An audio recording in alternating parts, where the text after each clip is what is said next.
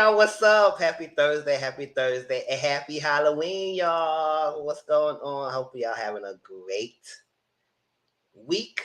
I myself having a great week so far. Today is my off day. I'm off today and tomorrow. Happy Halloween. Hope you got your trick or treating and hopefully adults people who y'all tricking tonight. I myself am tricking myself right now by myself in this house. I give you a live and chill out for the rest of the night. You know, when you kids, you enjoy that trick or treating. Right now, when you're an adult, you just want to relax and chill out. But y'all see the thumbnail. It's Love is Blind, it's Married at First Sight, and it's Beauty in Black. Oh, yes, the first 4 episodes. So if y'all have seen all 8 episodes, please only discuss the first 4 episodes that I'm going to talk about.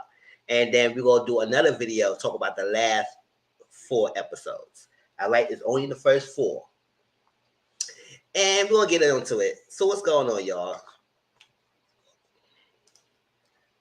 Hold up. Hey, shine bright like a diamond. You're beautiful like diamonds in the sky. What's going on, y'all? How y'all doing? So listen.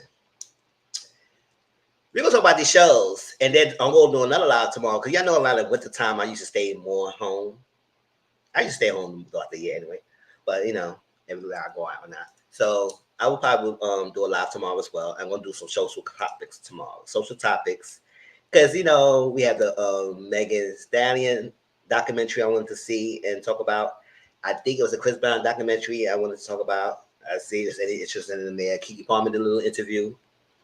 So it's some things I want to discuss. Yeah, y'all wait tomorrow for my viewpoint. Because I'm not going to say none of my viewpoints now. But I'm saying it's just tiring how people so dense on the internet.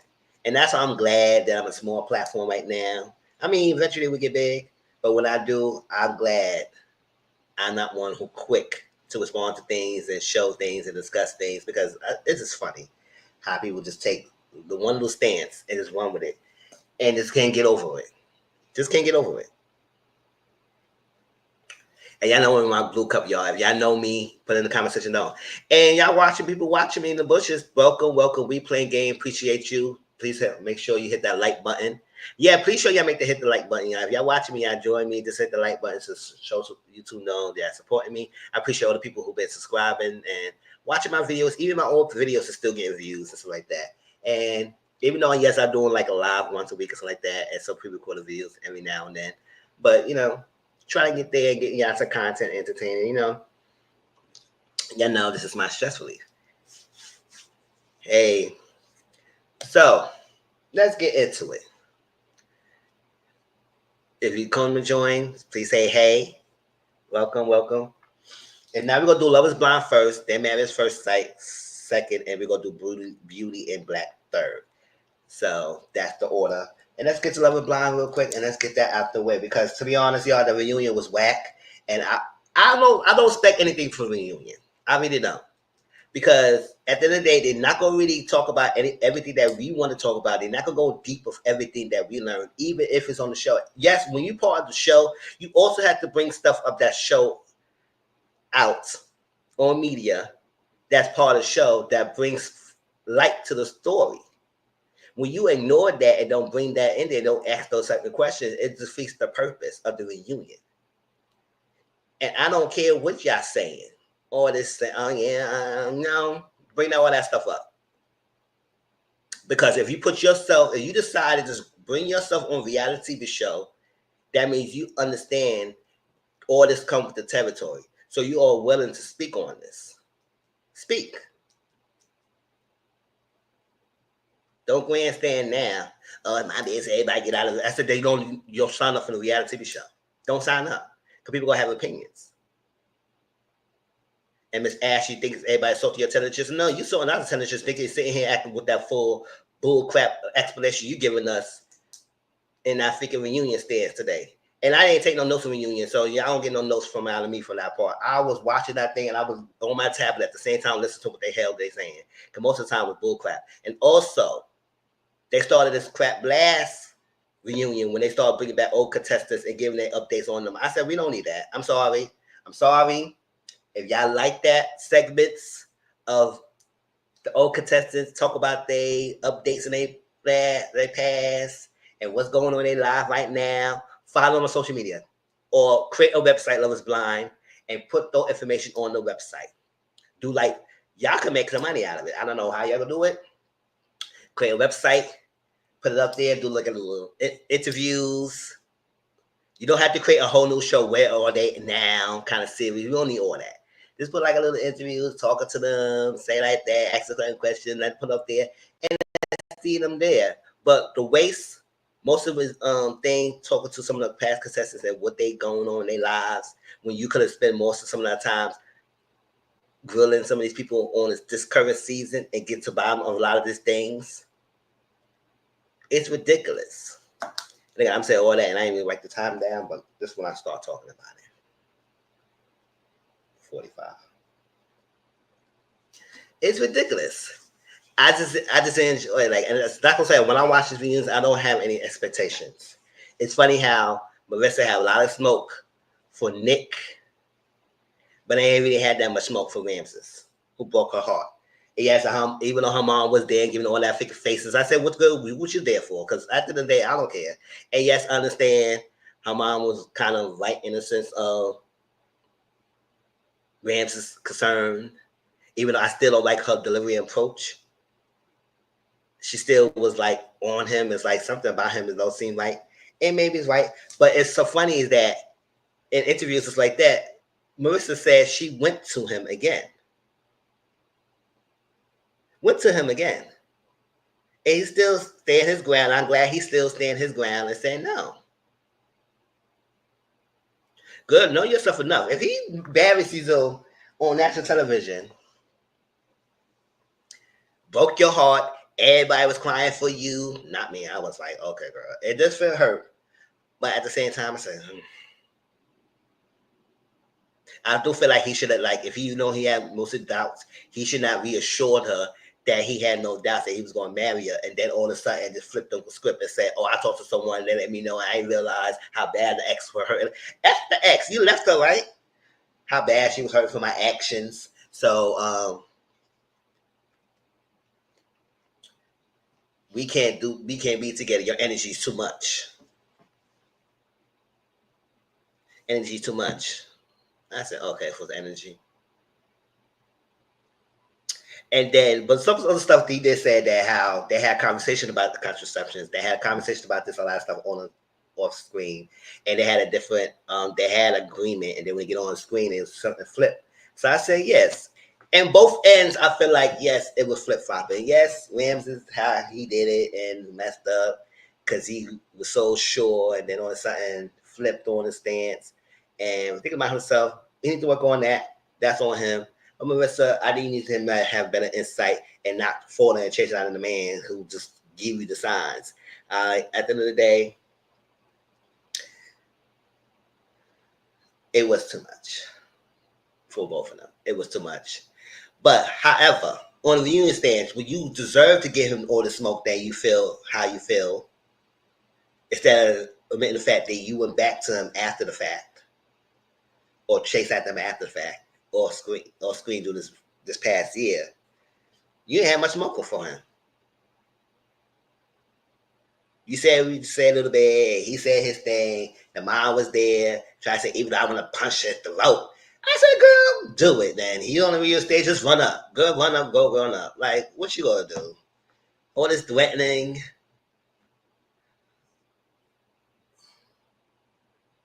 Girl, okay.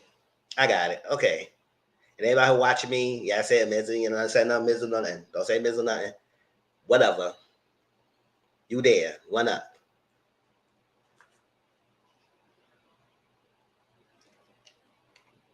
She said she did went up there when Marissa called and so she was trying to find out why he broke her heart and all that stuff. But she did say she glad that he ended with her because if they got married, her daughter would have been carrying the relationship and stuff. And he should be more honest. That's that. Now, yes, Taylor and Garrett is still married. Garrett got his new up glow from the show with his little flishing hair. I didn't even recognize that was him until they mentioned it. I said when I saw the reunion looks before the show aired, the reunion aired, I didn't realize it was him. I said, that's him?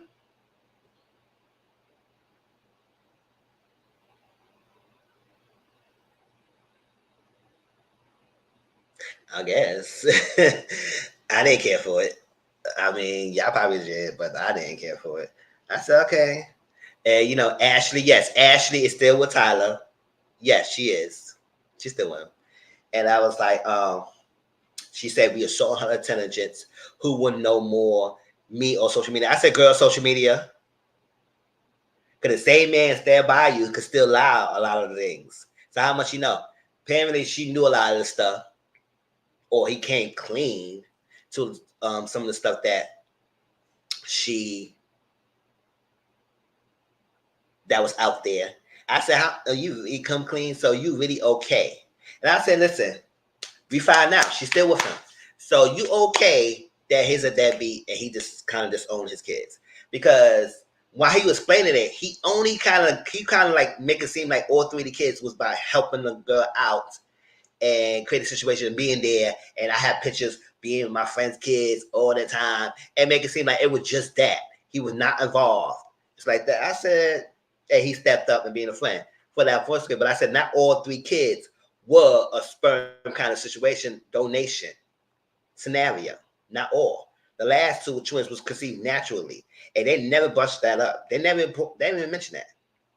He kind of explained it as all three of them was a help for the wife and the ex-girlfriend, and he did a favor by donating sperm to them for all, kind of like all three. But doesn't know. Maybe for the first one, but the last two was conceived naturally, and you on the birth certificate. So don't try to act like no. And nobody asked them, "Are you involved in the kid's life now?" Because that was mainly the concern of social media, not because whatever. Or you involved in the kid's life because it seemed like you abandoned them for a year.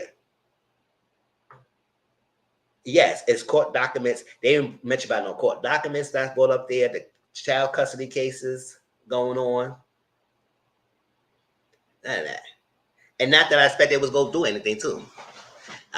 No, because they never brush on the deep stuff. Vanessa said it was chatter. Not chatter. It's evidence. It was chatter.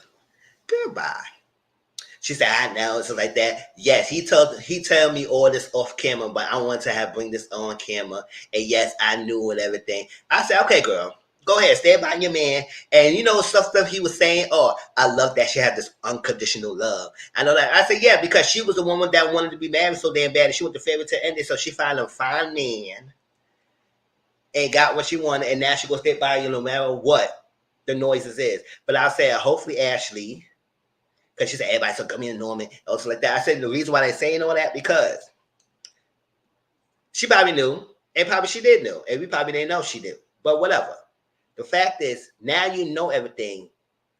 Our question mine is like, okay, since you say you want to be with him, fine, girl, do you? But don't come to us later on, saying you pregnant and you got to pay a kid, and he did you the same day he did the other one, abandon you with your kid. Oh, I can't deal with it. I didn't know the full extent. Yeah, no, you claiming that you know everything. You claim we assault your intelligence. You will know. I said no. Social media will know more than you because social media and the people evolve is on there. Is speaking their truth. He lied to you, and he could be lying to you a lot of things. Have you checked the court documents? Have you checked that he got custody? Because it falls onto you as well, girl. Since you marry him, that's what they say. Don't be tied to him, marry, because if he owes and they come after him, they probably come after you. They come too. And if he owes anything and his documentation, when you want to buy a house or something like that, that could be part of why you can't get your house.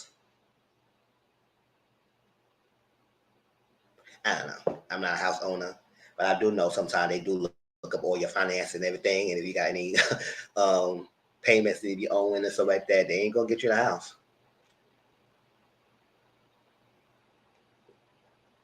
So my thing is, okay, you may know information if he told you the truth now.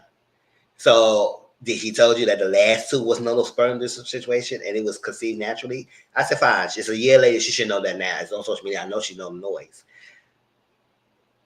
Thing is, are you okay that he's not involved? Because if you're that type of woman, you be that type of woman. Now people need to drag your behind now too. There will be women like that who will do that.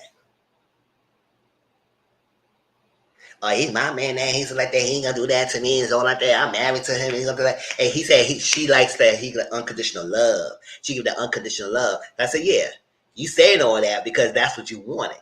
You want someone who could be there for you for anything. You put her through anything, she's not gonna leave. And that's the type of vibe that he was saying with how he loves Ashley. When men said that about you, that's not a compliment to me. I feel like because men is banking on a woman to do that. To not leave no matter what. That seems to me is like they will put you through anything and the woman will stay. And they're hoping you would. But with the roles reversed, will he be okay that she admitted she have children by different guys and stuff like that? Will I say that? Will you be there giving her unconditional love? And coming up with the tears and shit on the freaking reunion like we need to care about that. Boy, bye. You wipe them clean off your social media and lied about it. It is I don't need to get anybody explanation but me and my but the wife right here. I said fine, yes, whatever. But you're still part of the show. It's just out there. And you know that there's evidence out there. So go ahead, girl.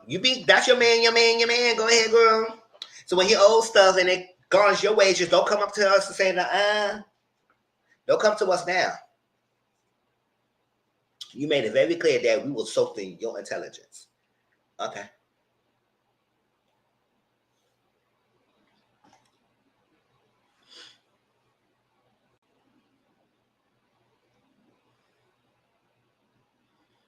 So you know everything now. So you're okay that he's not there. When we would do that, they would stay and don't care.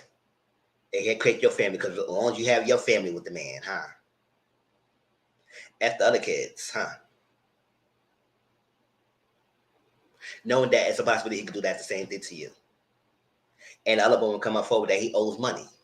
Do you know about that too? But no, basically you don't care. He been good to you, like that. This is the favorite tale you wanted. You gonna stay by him. The mom sitting on the station. I'm learning from you. The communication. I said communication. What communication? Okay, you learn from your daughter from Tyler. All right, you learning. You learning. You did all this. It's to learn. Okay.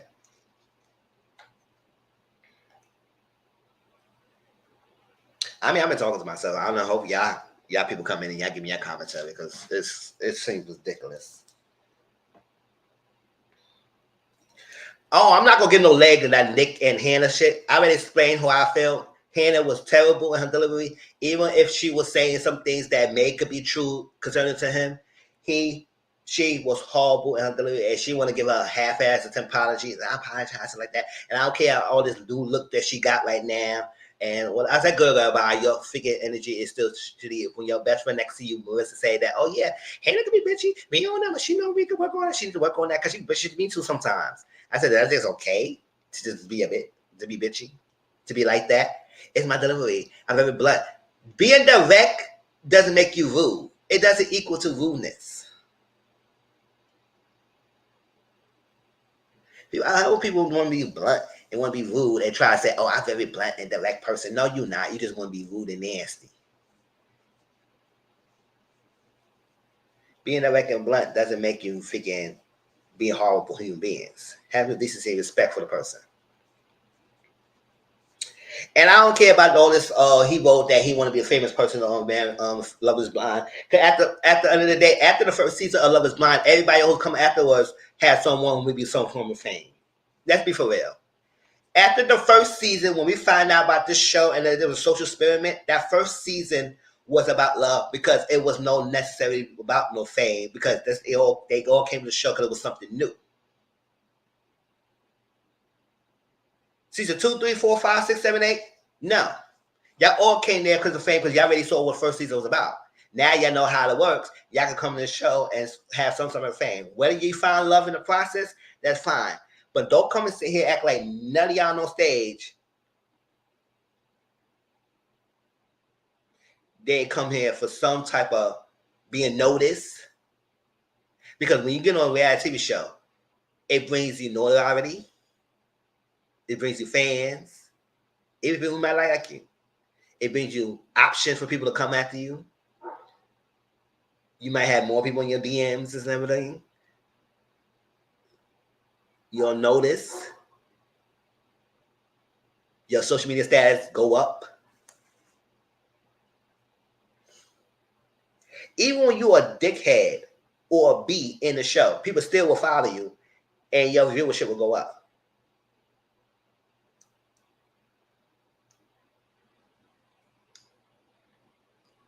So that whole statement about he want to be famous, okay, and y'all all in some way, shape, or form came on the show. Hannah, you quit your job to be on the show. So girl, don't try and say act like you just for love. It was all about just love. Because when you don't get the love, what is there for? Y'all still got the notoriety.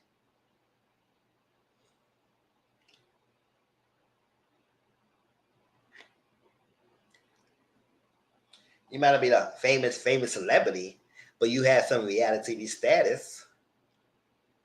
People know you. You can walk down the street and say, "Oh, you the girl from Love Is Blind. Oh, hey, what's going on?" Yes, all that.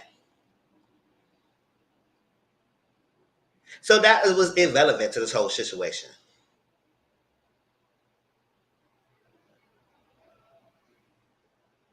And I said, at the end of the day, yes, he may. I wish Nick didn't really say, "Oh, everybody being hating." I said, "Stop it, Nick." They was getting on her because of how she was treating you. So don't try to hit your grandstand trying to defend her on stage because after the day, her and freaking Marissa was tag teaming your ass. And some of the cast members was tag teaming because you were saying some things about her backstage, and now you saying here. I was saying, listen, I guess he said like, hand looked like a grenade launcher. I'm adding words on it. He didn't say grenade launcher. He said grenade. Talk about he didn't like how she looks and attractive. I said, listen, he didn't like how you look when you first saw you. So stop acting like she was really into him like that. F out of here. When she saw him on the first reveal, made it seem like she didn't care for him in a sense. So don't try and say and act like Hannah, you didn't like it. I said, girl, you was not attracted to this guy as you pretended to be. Now everybody was saying he pretended that he so like her, but behind the scenes he was telling her how unattractive he was to Hannah. I mean, that's messed up if he was doing all that. Yes, I give it that. But don't go say and act like she was attracted to him either. And so what? Love, he was trying to make it seem like Love Is Really Blind by move passing that. And at the end of the day, yes, you was ugly anyway, girl. You still are. And I ain't talking about physical appearance. Because you be attractive all they want in the front and the outside. When your inside is ugly, you ugly. It is what it is. It is what it is. So girls, don't try and act like you was this thing and you so butthurt because he called you a grenade launcher. Stop saying that. A grenade.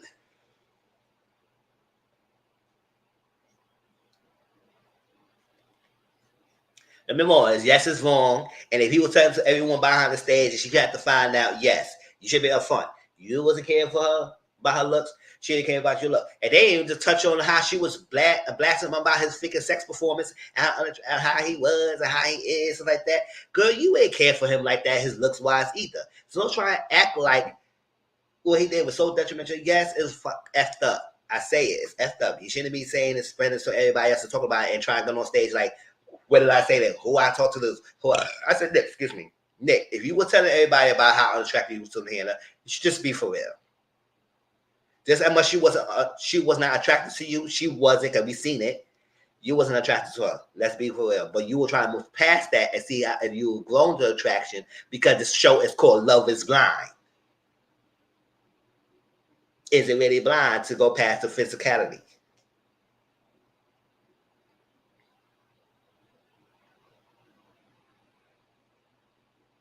So but everybody was putting on blast. Even some guys said, yeah, you were saying that. I said, Nick, you said it this minute for that. I said, yeah, I call her grenade.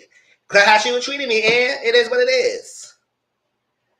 Yes, and maybe at some point I should have been upfront and honest, telling her that, yeah, I was not feeling attracted to you. And couldn't get that far. But it doesn't take away the fact how Hannah was. So all of that segment on dragging Nick didn't change my mind at all. It just made it seem like, okay, yeah, Nick, you should have just been more honest and front about your feelings about it and whatever. But it still don't take the fact that she was being rude to him. So no, it doesn't make me feel on Hannah's side at all. And I don't feel like I'm on Nick's side either. I just feel like Nick was that horrible for to be treated like that way. And that's why I feel. So no, she don't get no figure gracefully. She's still horrible. Still horrible. So Marissa, all that smoke you was giving Nick too, well, you ain't do that to Ramses.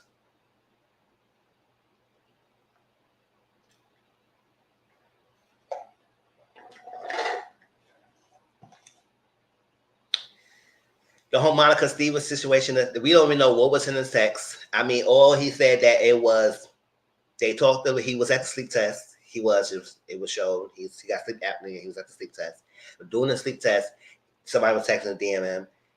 She said, I'm there for you. I can make everything. He said, thank you. But then she switched on to the fetishes. He said, what kind of fetish you entertaining? Whatever.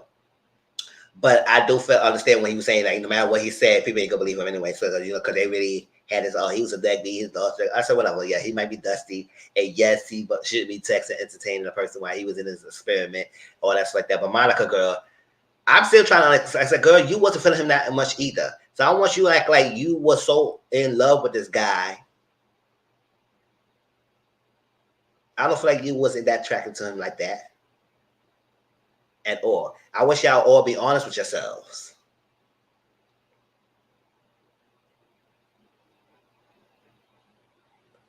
And yeah, maybe it was one where he's writing a letter to bring it up. I said, girl, whatever, you're not with him. So if he wanted to bring it up, that he wrote the letter to the parents to apologize, okay. And every time he's trying to talk, you were saying, oh, Nick, Steven, I said, Monica, let him have talk.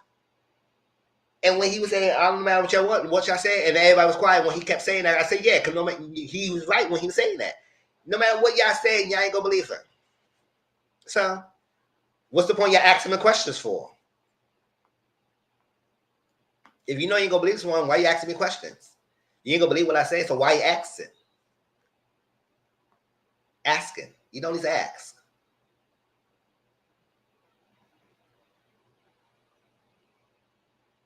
I mean, he said he admitted he shouldn't text it. He admitted he shouldn't DM it. He knew he admitted shouldn't be effed up. All that stuff like that. She's like, I know. I didn't know you got a password phone. But you know, somewhere in your phone, you saw on his phone that he was texting someone. So obviously you checked his phone.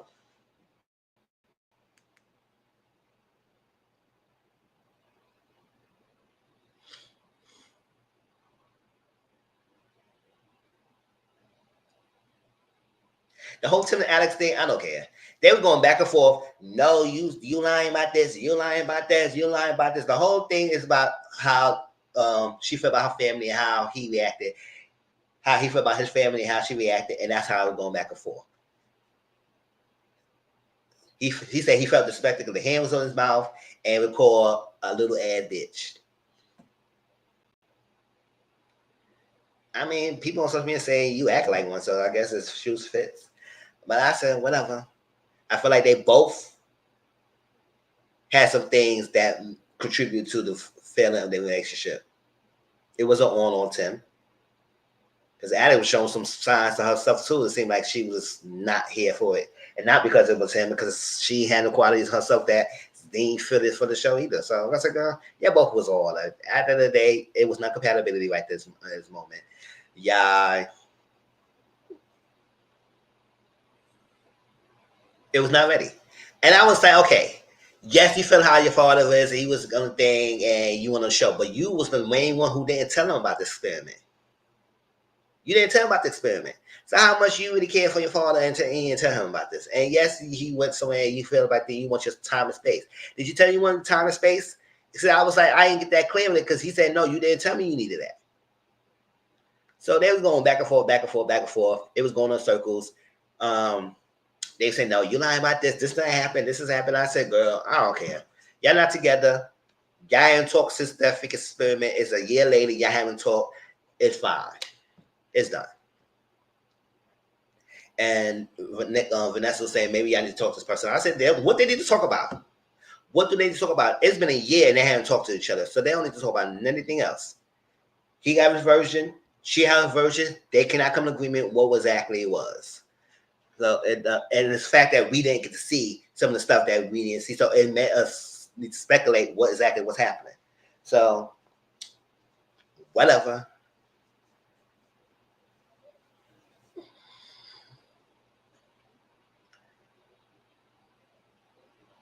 They brought out Leo and Brittany.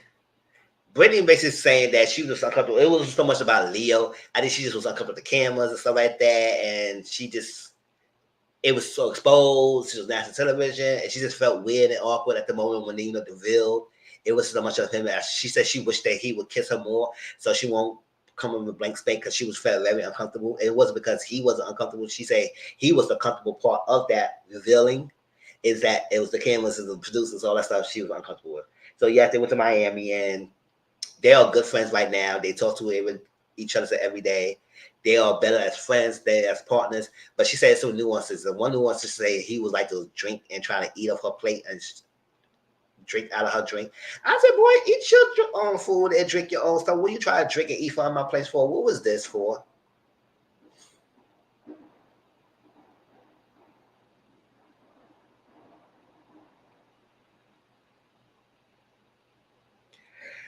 But that's that. I'm sorry. I know I haven't been like giving y'all all enthusiasm for Lord's Why because this season was whack. It was. I didn't care for nobody. Even the people who got engaged. I ain't care for nobody. It is what it is.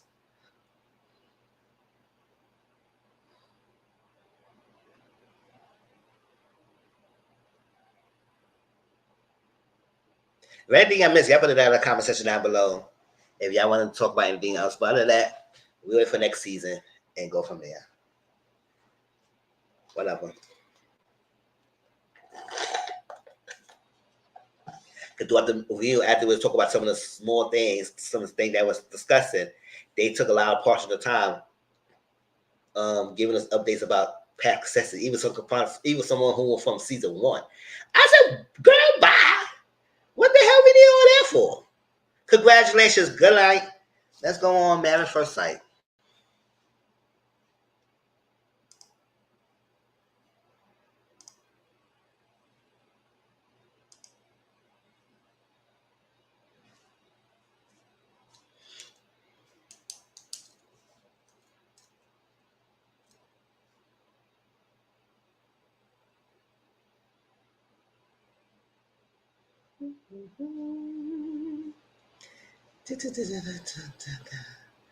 What's going on, Married at First Sight, y'all? Hope y'all enjoying it. Let's go. So Married First Sight season 2. Not season 2, child. That's way back. Season 18 is a Chicago season and all the couples. I will say this. Yes, the experts did have it right this time. Pairing over people who they wanted to be paired with and hearing to what they wanted. Because that was a criticism back in the past where they stated what they wanted and the expert will go opposite of what they wanted sometimes. Just to create an opposite attracts or a balance or something like that, what they ask. I said, no, that's what they asked for. Give them what they asked for, and maybe it would be better. Not necessarily mean that it will be more successful marriages. However, if you do give them what they asked for, it usually create a more fulfilling experience. Even if they don't say they don't continue on the experiment together, it just created that, okay, this is what I wanted. You give me what I wanted. Let's see how we could match this and how we could make this work. So I feel like the expert did a better job this time, picking people who are more mature age-wise, not because they might be mature mentally. We'll see. 30s and 40s like that. And what they put down and what they asked for is what they received. So they can't come in and say, oh, well, I asked for someone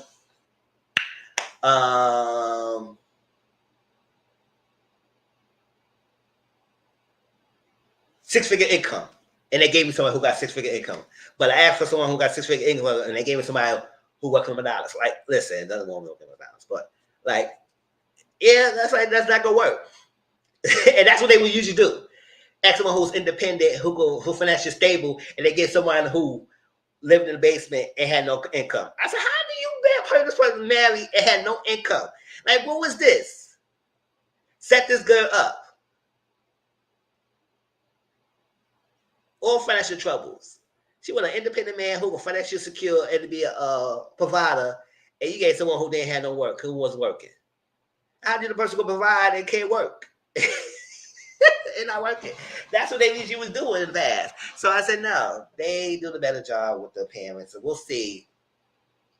But I wish they kept that secret about the freaking a cheated skin and they got to make some couple swapping. I wish they kept that to themselves. I want us to be surprised. So we be shocked. Because now I'm looking for when's this moment going to happen. Because I'm waiting for the moment. When is it? When is it? When is it? So I wish they kept that a secret. But let's get into on episode 2 and 3. Because you know the marriage was happening.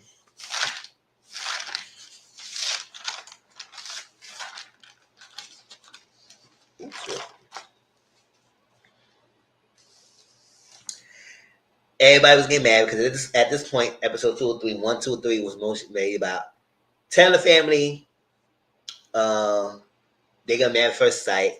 Some family members are hesitant and other people are abrasive about it, whatever.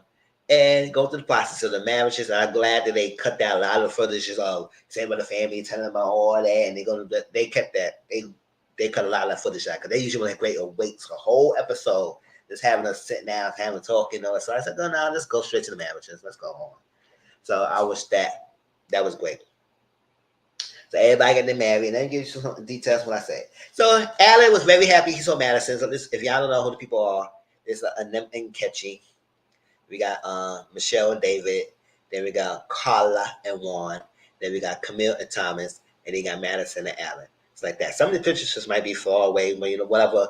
But that's how they took the photos. I said they wish it were close up so we can see the faces one more whole thing. But this is the couples. So Alan really likes what he sees with Madison. He glittered. He said, "Oh my God, this is what I like." He was so happy. He was Madison happy so far because she asked for someone who's independent. She asked for someone who could be secure and knows one and stuff like that. And I seem like she may have got that. Alan, he's like mature, he's stable. He could give her what she needs. At some point, maybe he might be the type that she would go after, like in the real world, but she probably understand why she would pair it up with him. And so he's Maddie said she is a technology consultant. I said, all right, go ahead, technology consultant. Because at this point, because you know, everyone's married at first sight, they still technically strangers, right? So they have to get everything out. What you do for a living? Where are you living at? What was your quirks? What happened? Why are you in this experiment? What's going on? So we get to learn each other. So we can start building the foundation for each other. Because yes, we got the marry out the way, but now we need to learn from each other, right? And Alan said he implements software for a company. So I said, all right, not implementing software because they got something similar. I said, okay, that's cute. But Then we got Carla and Juan. I'm still going to episode 2. Carla and Juan got married third. Um,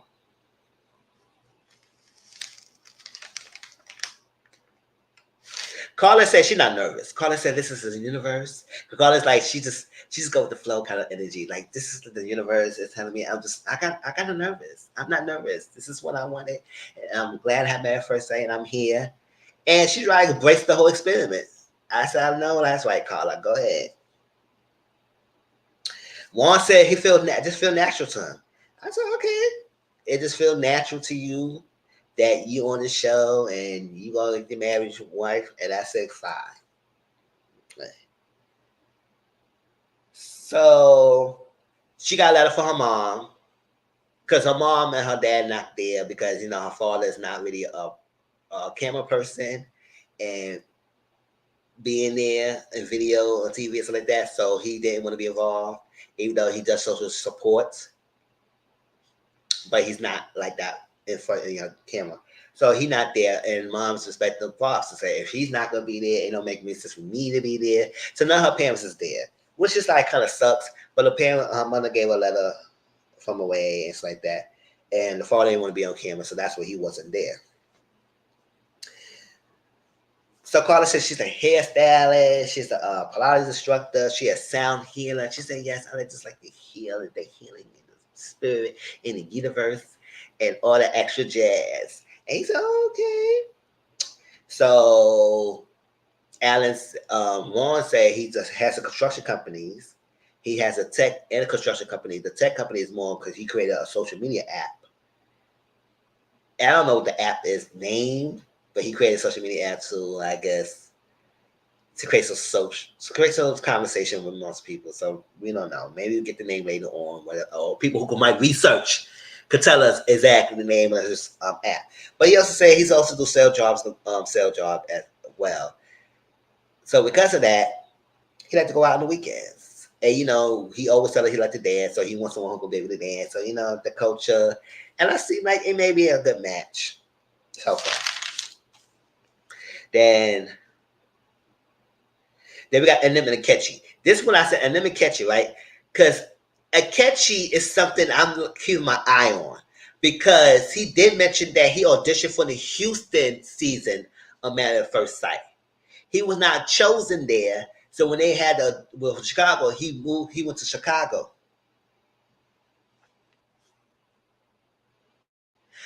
Okay, thank you. Hey, for the Philippines. Hey, welcome. Appreciate you. Hope you hit this like button and subscribe and join my future lives as well. He's in the Chicago season, and it's like, okay, so what's your motives? You was not chosen for the Houston, so I feel like when you audition for the show multiple times to get on, it just raise like a red flag or like a antenna in someone's head. It's like, okay, so you want to be on the show so badly because you really want a wife, or you just want to be on the show.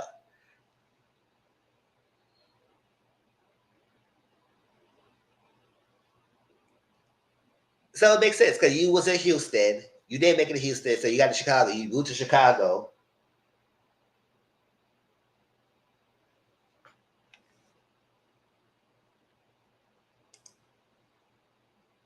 I love you. Okay, thank you. That's the support. Love it. And he's in Chicago. So I said, something about that seems off. But we will serve judgment because why you made that kind of move like that. We'll see. He said he's nervous, is planner and strategic. Um,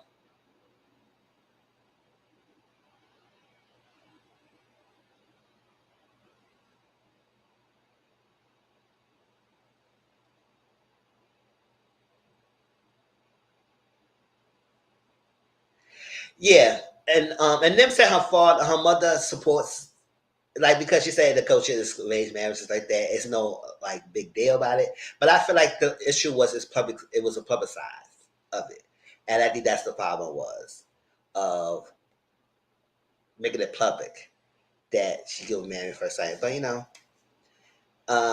they did mention that he wrote letters to his wife.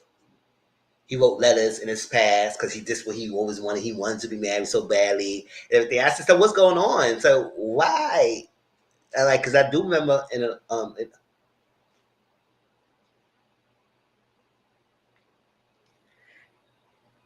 don't understand a lot of this stuff he's saying. Or we talk about Married at First Sight. So you got any insights about the show?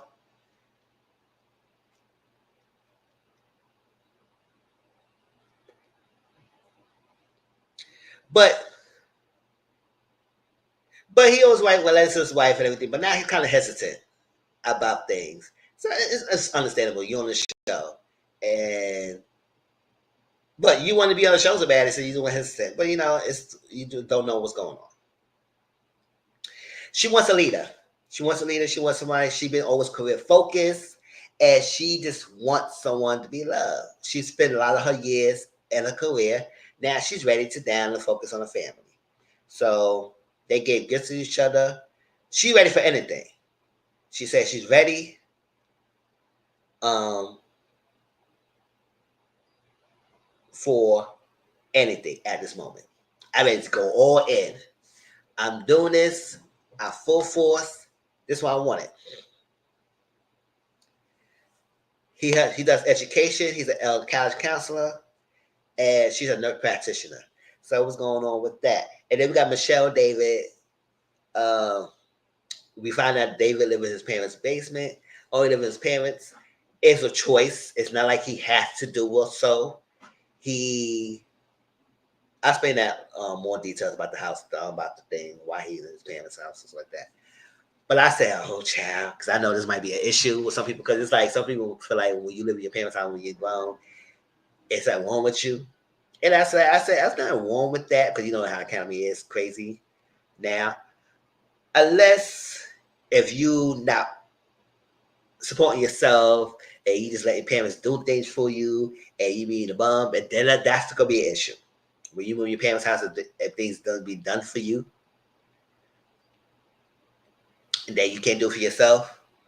And I'm not saying from a standpoint if a parent wants to do things for their children because they got it like that and they want to do it because they want to do it. That doesn't necessarily mean that the person is irresponsible. It can't do things for their own. If they move out on their own, whatever, they can ready to do things on it for themselves. But we'll see. Because sometimes it does cluxes the man that feel like, oh, you do it for me, then my wife could do this for me too. And I said, no, you're not looking for the mother, right? You're looking for a wife. But some men and some women want to mother their freaking husbands. You need to stop doing that. So Michelle said she's not trying to have too many expectations. She's like, I'm not trying to have expectations. I'm trying to go with the flow. I'm trying to just go with it. Because usually I would be stuck in my head. I said, oh my gosh, I'm like that. I would expect them to do this, expect them to do that, expect them to do that. And it's fine. So they wanted David to not to react so quickly to things. And he's nervous a little bit. And it's also his birthday. So, cause he said his brother got married his birthday. His father got married his birthday. So he got married his birthday. I said, oh, that's cute. I don't. You want to keep the tradition going like that? Okay.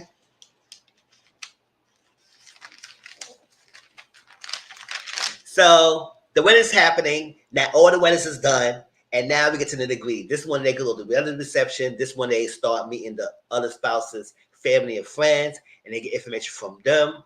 And they also the friends and family will question them more deeply about things. It's like that, and they report back to the person, and they get more insight. And after that, it's the honeymoon phase, and then after the honeymoon, they go to the honeymoon phase was the trip and all that like that, and then they start going back to the house and do more other things, and share apartment and unit and live the rest of the experiment. And to the end of it, then they make the decision day.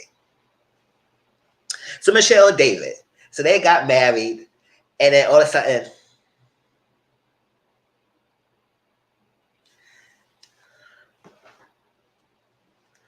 Michelle and David got married. And he said he wanted to be honest with her, straight up. Because she said, oh my gosh, yes, yes. And yes, I don't purposely talk about the vows and all the information the family said. Because, you know, we do the vows, or the family will say something. David, Michelle family wants you to know this is I ain't taking no notes on that because none of that really excites me. I want to know what happened after the fact. The wedding and all that stuff is done, all that stuff. So I don't focus on that much. I want to focus on what they be saying to each other, how the information was brought, what could be a problem, what could be an issue, what could be great to know, and then move on from that. So all the extra stuff, I ain't speak on that because I don't care for that. But so David said he wants to know how to know. He did tell her he smoked cigarettes. She said, oh my God, oh, gross. Oh my God, gross. Smoke cigarettes. I said, maybe we should ask someone who don't smoke. If you're not a smoker. Because I'm not a smoker. I never smoked in a day in my life. I may drink socially every now and then, but smoking, nah. Not even tried anything. No vaping, no cigarettes, no weed, none of that. None of that, never. And he does it socially. And he also told her that she stayed in the parents' house. Now, when he said that, she could not let that go. But he said that he stayed at his parents' house because it was a choice. It was not like that he had to be there or it was a need to him to go stay at the house. It was a choice because he said he had a condo because he had two careers. Now, I don't know the two careers that he talking about, but he had said he had two careers. He had like built a condo. He was staying in his condo and everything. All is well and none of this. So it's not like he can't be on his own, but he felt lonely. So he sold the place. He sold the condo and went back to his house and stayed with his parents' house. But I said, how lonely can you be? Like you can't be that lonely to sell your condo. Why? Because it's a rent the condo. So you had to steady income coming in. You had to sell it after you built it, whatever. And he said move back for a while. But he's ready to take the next step because I said, so you move back to your parents' house to, I guess, save up more money, whatever you want to do. And if you get on the show, you get married at first sight, then you're ready to take the next step. But I was like, okay. I mean, the next step will be because I don't feel like I'm a proponent of me. If I get married at first sight, I have to move into some lots of places or the spouse have to move my place. I said, no, we should get a place together, mutually respect, and we can make this our own as a unit. Right? So I was like, okay, but what is the story though? Did he have to go? No, he didn't have to. It was a choice. But is he saving? Did he just waiting until he get a wife? Then he move out? And can he move out when he want? Because he just said that no, he could move out anywhere he want. He know me. He had to be home, so like that. He's ready to move, go back on his own, but he doesn't want to be alone. That's the point. He didn't want to be alone. I said, okay, but you can still. I said, how far was for your family? Because it's like the other day. If you say your family is important, you still won't be alone. But I understand. He said he didn't want to be alone in his house that he's in. I was like, okay. The wedding reception. This is where the wedding reception is happening. So Michelle or David. Michelle said she felt overwhelmed. She cannot let go. She has been harping on that. She could not let go. He lived with his parents, which I understand that some people might take offense to it. Because it's like, yes, what is it? Is it more to the story that he did not telling us about him staying with his parents, or because he was so lonely? Whatever. So Bill and Thomas, I don't like that Thomas keep mentioning about his dad. I said, I get it. Are you married because your dad wants you to, or you don't want to be married, and you just doing it because to showcase to your daddy that you could do so, and your brother's married, so you won't be odd man left out, or you really want it. But based on what people saying that, yes, when he see committed and focused, he see very focused and committed on things, and that's what he is. And I said, based on what he's saying, he does seem focused and everything, but I just wish she stopped mentioning that it was for his father. Because it just seems disingenuous why he's joining the show. Is it really for you or for him?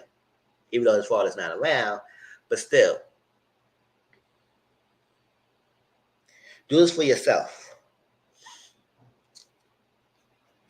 But she said that a lot of things that he's saying, it does keep her guard down.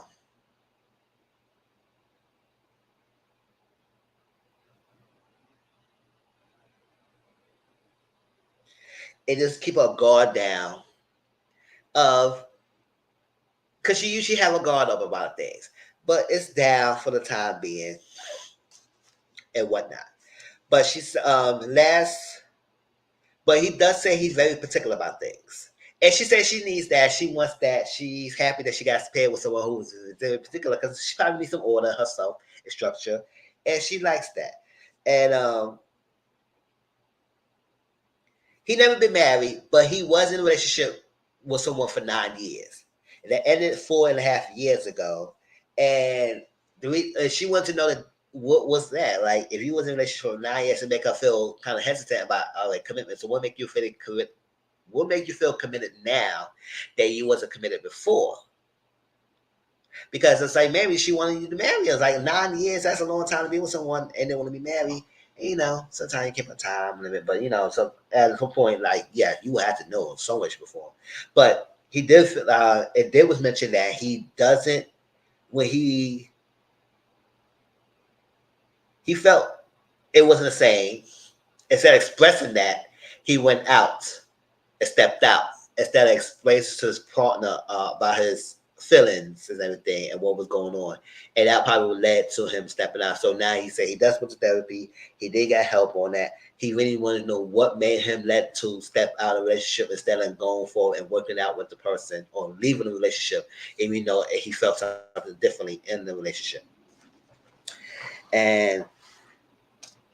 But he does see focus. So we'll see how this goes. But I would say yes. And I said, what ended? Because when he first mentioned that, he mentioned that it was some differences, it didn't work out and everything, but he never mentioned that he cheated. He cheated in his past relationship, and that would led him to the girl not being together anymore. And he did work on himself since then to really know what led him to do so. As long as you put in the work, that's fine.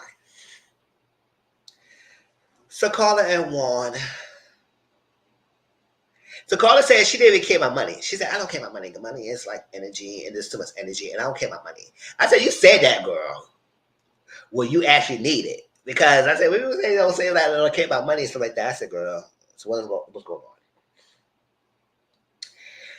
So her daily and her weekly schedule is changes on a whim. What she wants, she creates it out. She wants to create it and everything. So it's not like a structured thing. Cause some people have structure like every day. This day I go this time. This day I go to work this time. It's like very structured, very planned. It's like that. Hers is on a whim. On a whim. So when he's very structured and she's on a whim, it's like a balance. So we'll see how to go. Because sometimes when you too structured, too planned, you don't leave room for spontaneity. Be spontaneous. Spontaneity is to do the other thing because you want to so structure. When it's out of your structure and your organization, you probably get a little ticked off and probably be unbalanced. And I said, no, sometimes you gotta leave room for like the unknown to uncertainty and spontaneity states to be put in to spice things up. It don't be too structured. So she says she felt it's all about the love and connection. Because yeah, she's part of the universe. I just love love. It's just all about the universe. It's just this. And she spoke. When she talks like a airy kind of person. She said, "Oh my God, it's just about the love and the energy. Money is just about energy. And it's about love and connection, right?" So this one tell us that he has a and construction job, and he developed a social app. And so Anemekechi, he wrote a book, a letter to his wife. He didn't share that because he said he wanted to write another one. I said, okay, but all that book of letters he want to write, you could at least share that with her because that's his wife right now. And you want to write a new one? I said, okay, Akechi, go ahead. So Madison Allen, It seemed like Madison said that they feel like she's paired with Alan because she does see why she was paired with him. And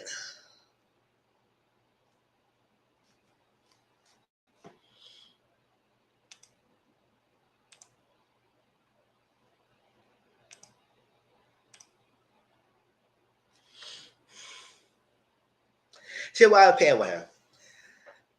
Madison, she wants the emotional connection. She wants the mental security. She wants the mental and emotional security. She said the physical connection is there and it is important, but it's important when she has emotional and mental um, compatibility with the person there, and that's what makes her wants to do more because that's what she was missing in her past relationship. She needs that.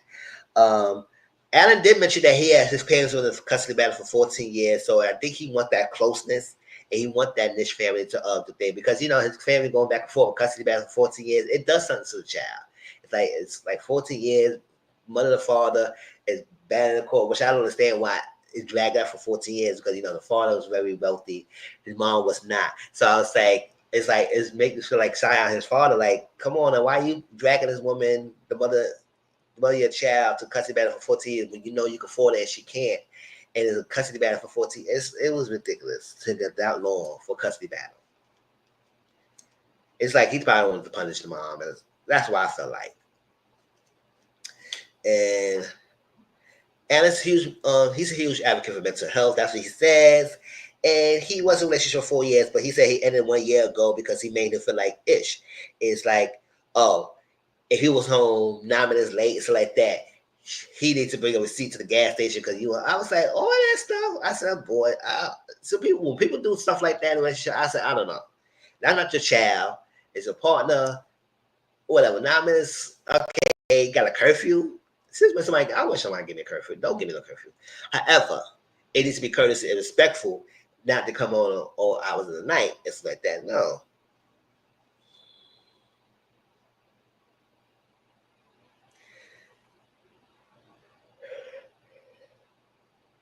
Oh, so Michelle David, he said this is her type. Oh, I've been talking and nobody saying nothing. Hey, y'all watching and seeing me? Something like that. Michelle David, he's a type, been single for a while. And I said, okay, yeah, been single. And live with parents and said choose to. So she asked the parents and said, what's the situation about?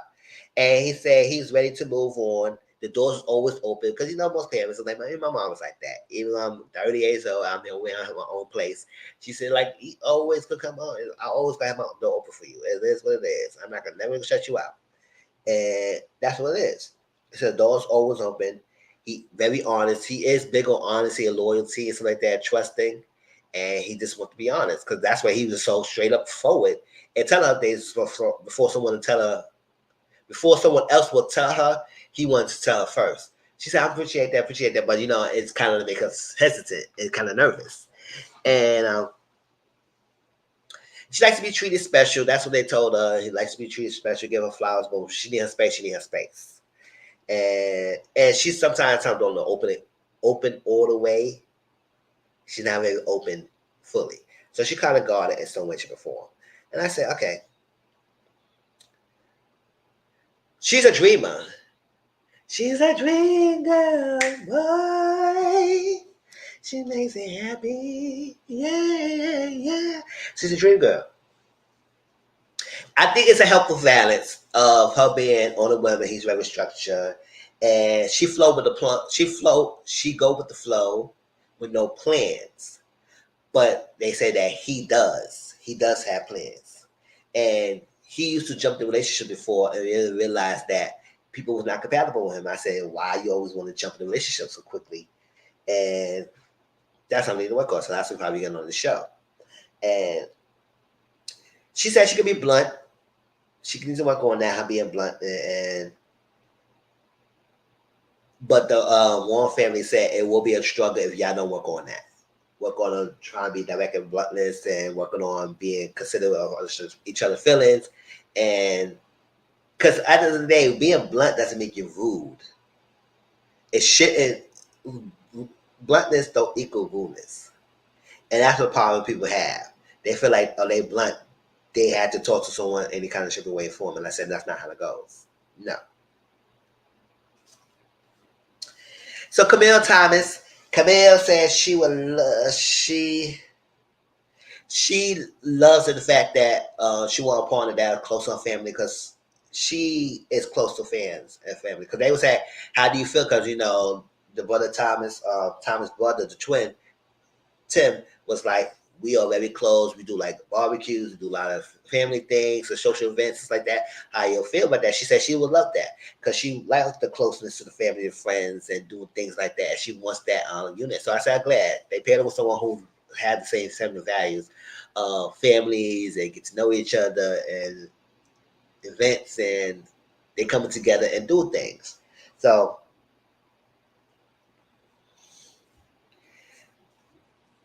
she appreciate that. Now, he wasn't a good boyfriend to the ex dash because she asked him about that, and it cheated.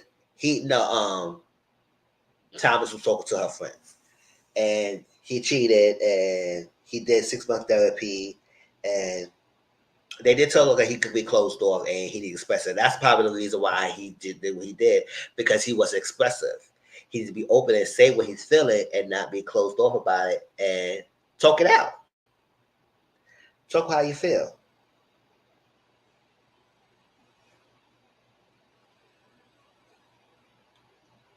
And it does seem like he can take this seriously, and he wants it, and she feels that. He's very focused on being married, and that's what she wants. And that's what it is. Now, and then McKetchy, and Lim said she was very career focused and she was ready to commit.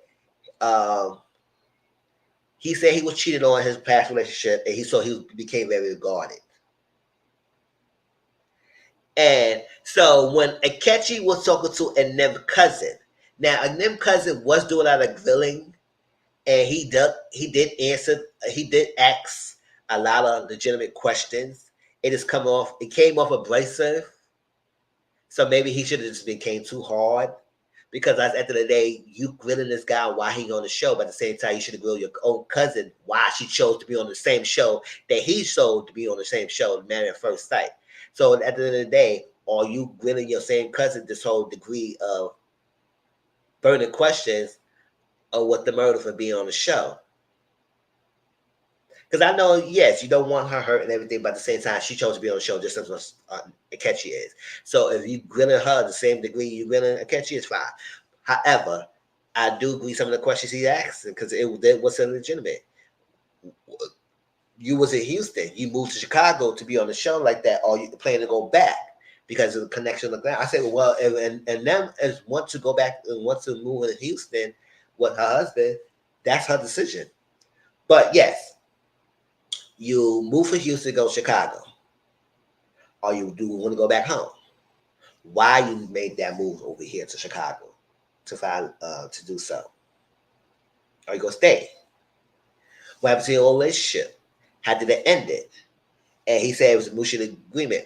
But the thing about Ketchy, he wasn't given much of answers. He was very short with it, and it wasn't given much. So it made it seem like he was hiding things, or he was offended how abrupt, how basic the question was coming after him. Because it's like, okay, you wasn't given much information, so how can we go from that? What happened? You said mutually ended the engagement. It's like it was mutually like you was trying to. It was going to get pulled out of him. As to what you say you was cheated on, so why you just say you got cheated on, and you and the person mutually ended it because you couldn't move forward in a relationship because she cheated on you? Like you could at least give that details, but you said, oh, it ended mutually. We got engaged. Engagement? He said, yeah, we got engaged. So how it ended? It was mutual agreement. So like, okay, but whatever. His answer was very short, and that's what I said it's raising me antenna, because he did say he auditioned before the uses thing, and he didn't get make it over there. When he realized it was Chicago, he moved over here. in Chicago, and now he got on the show. So it's like, yes, when you chasing to be on the show so badly, because if you didn't get on Chicago, you would go move to another city again to be trying to get on the show until you get in. So that's what I'm saying. Something about that seems off. So I understand the cousin doing the grilling and stuff like that, but I hope you have the same intensity to your own cousin who decided to be married at first sight. So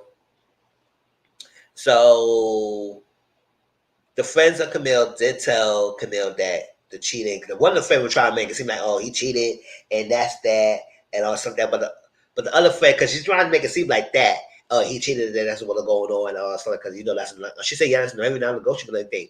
However, the other friend would say no, but yes, he did that, but he did mention that he went to therapy and he got himself together and he seemed committed and everything, and he worked on it because he wanted to know why he did that. So he took the necessary steps. And not to say, oh, he didn't cheat, he didn't work on himself. He did have worked on himself. So you saw the intensity and the commitment and focus that he wanted to get better for the next person. So yes, so it makes it seem like they talk about honeymoon, or you gonna give it in, and one of the girls said, "No, my girl not gonna do it." So I said, "Listen, whatever they want to do, whatever they want to do." I do personally agree that none of them should have sex on that honeymoon night. If they want to, they could, but I feel like they shouldn't. They should just wait. Just wait. But hold on, because he's just still technically a stranger. Anyway, we can cuddle, but the freaky dinkiness, not yet.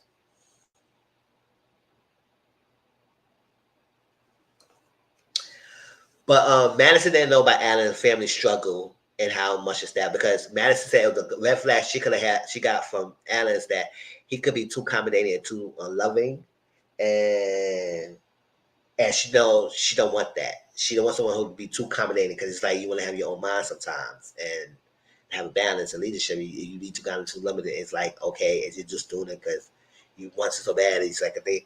But it felt like the reason is that because you want the closest, the connection with the person, and he didn't want a trauma dump on her about his family issues. But eventually it will come up, and they would have to have a conversation about that, because he didn't want us to get her away of that. But Michelle was like very hesitant, and she was like upset. We about to go almost in front of this from Married at First Sight. We go to Beauty and Black next. But Michelle was very hesitant about it. She was fixated on living with the family parents. So she had to go to the bathroom and get herself together. And the friend said, yes, listen, but you know her story. Find out her story before you judge him. And you know what? Her friend said that. I said, you know what? Good. And calmed her down. And she said, you know what? Yes, this is right. Let me talk to him. Let's get down his story. Let's talk to him, because he was honest, and he expressed to me about that. But she just was so fixated on it. But I say, yes, it was a great advice to talk to him and get his story and what's happening. And they all had the honeymoon phase, all that stuff, and getting in the bed and kissing and all that stuff. And we'll see how that goes.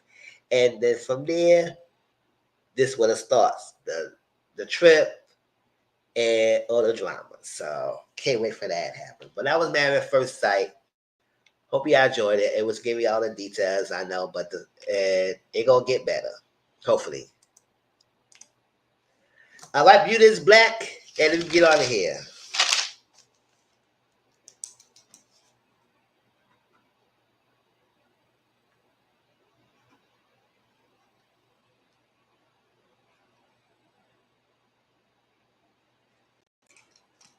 Beauty in Black. Child, listen. It's a series on Netflix called Beauty in Black from Tyler Perry. It's 2 parts. So the first part is on now, and we don't know when the second part will be. The first part has 8 episodes rated on Netflix. And when we will get the second part, we don't know, but the first part is here. The first part is 8 episodes, so maybe the second part 2 will be 8 episodes again.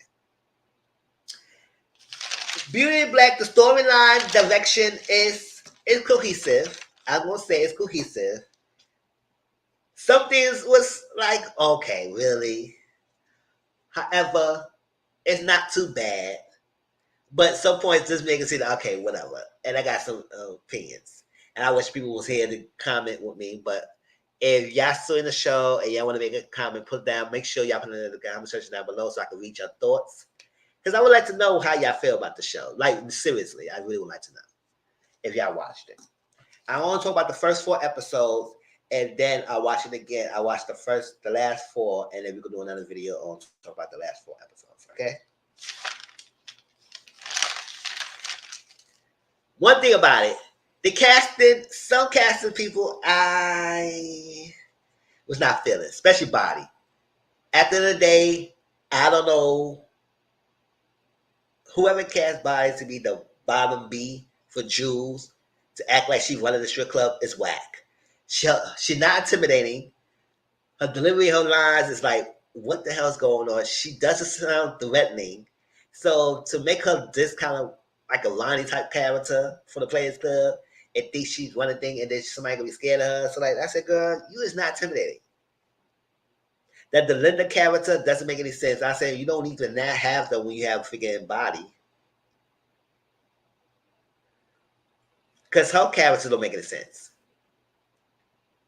Just to be there to run the club for Jules. But let's get to it. First of all,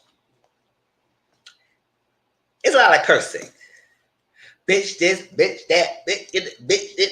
Like the favorite word is B. Now that's my favorite curse word. But gosh almighty, they kept using that word a lot during this freaking show.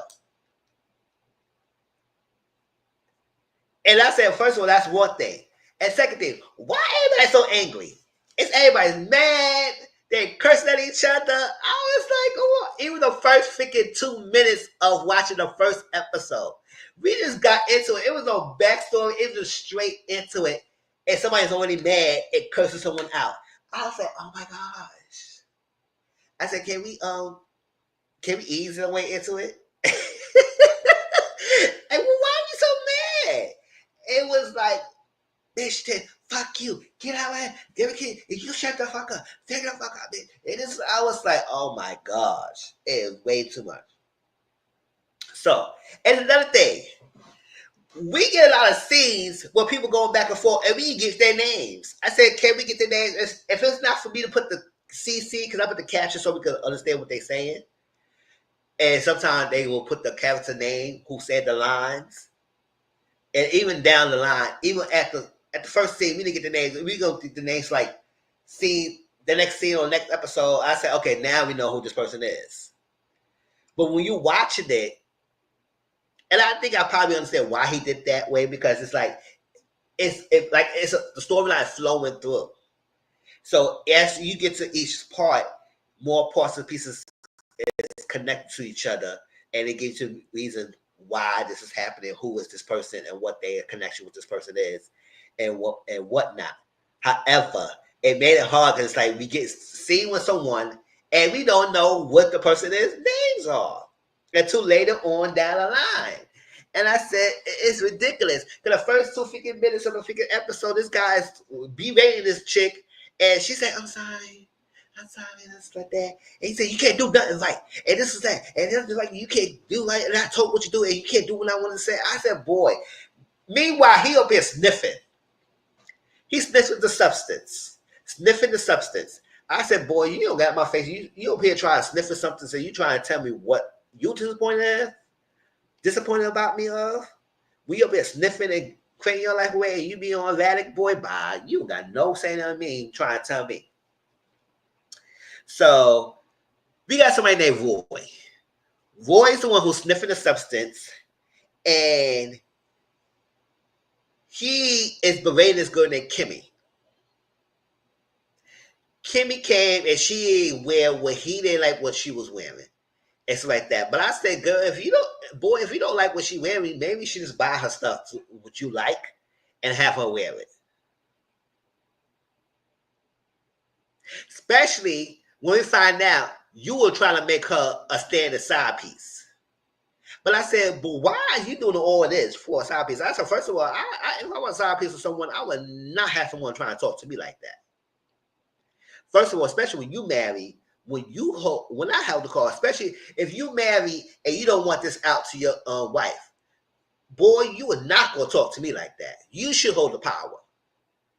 But we're going to find out why she's so docile and that things. But she got a little rebellious side to her because even after they keep telling her about not to do this, not to do that, she still do it. So it's like, Kimmy, not like what she wearing, calling her all kinds of names. You a dirty bitch, you a hoe, you was just like that. And I was like, oh my gosh. Oh, wait, it's just the first 2 minutes of the scene. She said, I'm very sorry. Kimmy said, I apologize. I'm sorry. I would never do it again. I never do it again. And so she got down on her knees to give it. I said, girl, he just berated you left and right. Call you a dirty hoe. Call you a B. You is nothing to be, you can't do nothing right. All that stuff like that. And that you were trying to give him some head. I said, that is not happening. You would not get none of that at all. So he kicked her out the house. Kicked out the house, whatever he was at. The hotel room, I guess a hotel room. Kicked out the hotel room and whatnot. She's begging him. I said, see, I hate that. I say, why are we begging the guy when he just already cursed you out? He cursed you off the storm. And he said, please, man, stop. Please, I'm sorry. I wouldn't do it again. I said, we begging. Begging.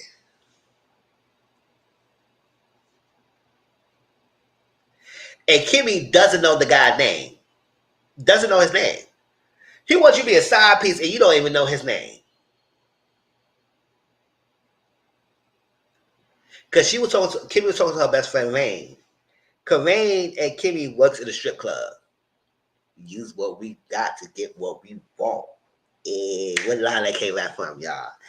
And Kimmy trying to get out of the strip club. You can't take me back to the strip club. You can't take me back to the strip club. She trying to get out of the strip club. And she tried to get a scholarship from Beauty in Black. That's the name of the show, Beauty in Black. She tried to get a scholarship from that. And it's a well-known company in the beauty industry. And it's run by a very wealthy family, Bel Air family. Not the Bel Air. That's saying I said it right? Yeah, Bel Air family. It's run by a wealthy family. And she tried to get scholarships to get out of there. They was giving 5 scholarships at this little event that she was going to. And they was going to give $1 million to a hairstylist company, hair shop, or a startup company to start up their business. So Rain trying to get her booty done. Like I said, oh child. First of all, Rain don't even need to get nobody done because Rain was looking good anyway. But you know, the vaininess of a girl, and she worked at a strip club and feel like a big booty would give you more money. And I guess yeah, some guys do gravitate the fake body type. You got a big ass like that, even though it's a bit fake. But I said you don't need to have all that when you got the confidence, you got the dance skills like that. But you know, yes, just aesthetics and what pleases the men. I guess that's what it is. It just pressures these women to think that they need to have that to make a profit or whatever. So she wants to get it done. And it was funny because when Rain was telling Kimmy, she said, girl, you try to do all this like that, but when you gotta realize at the end of the day, we all hoes. We just gonna be hoes. That's it. That's it. No, right? Let it be known, girl. Let it be known. At the end of the day, we're just gonna be hoes. That's what they see us for. That's right. Speak to the existence. We are hoes. We are hoes. That's gonna treat us. And Kimmy understand they're gonna always gonna treat you like one. No matter what you do. When you become somebody's side piece, it's like that. We just gonna be hoes to these people. So I'm glad she know her stand and Ray saying, listen, that's what we are. Get into the program and not give it the program, but this is what it is. Right? That's that. So Beauty in Black Scholarship, we introduced this new character named Mallory. Mallory if you ever watch Has to Have Not, and Veronica Harrington was on that. She can't give me that. She's her demeanor, her mannerisms, how she talked down to people, how she talked down to people who believe her, who not on a tax bracket. So she gave me all of that. Now, Veronica was a B and half staff now, and Mallory is doing the same thing. So Mallory was trying to. She said she come from humble beginnings. She didn't have money. She was in the foster care system, and she was took part of the family. And her father-in-law was the one who took her into the family because he took a light into her, and while she was in the family, she grew up with one of the sons named Roy, and she didn't tell the name, but that's what we know she married to him at the moment. Roy grew to love him, and they got married, and she became part of the family. And she's as part person to run the family business. Whatever. It's a hair care business. So she said she didn't want to get paid cash. She want to get paid in equity. I said, I know that's right, girl. So while Kimmy's there, Rain left. Rain said, listen, we gotta get work. I gotta get some job because you're supposed to come and work and we're gonna be late. And you know how they is when you late and stuff like that. But Kimmy would say, but after I said, Kimmy, you did all that to stay there. You might as well stay. But she ended up leaving to go work. And then we got the Linda and Body. That's when we met those two. And they were waiting her for being late, get to work or something like that. I said, these two characters is a waste of time. They are horrible. Because they're act like she's... And I'm reserving my opinions on that. They were horrible. It was whack. The scene was stupid. Saying, get the hell out of bitch. And this is the fucking... I said, y'all doing all that like y'all very intimidating. Whatever.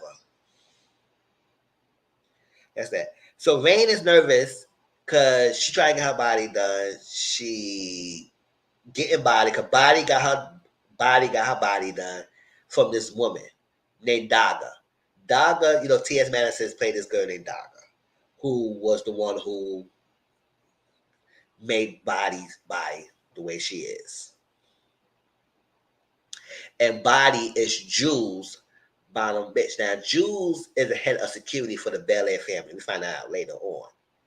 However, he also is the one running this prostitution and strip club, whatever it is that he has there.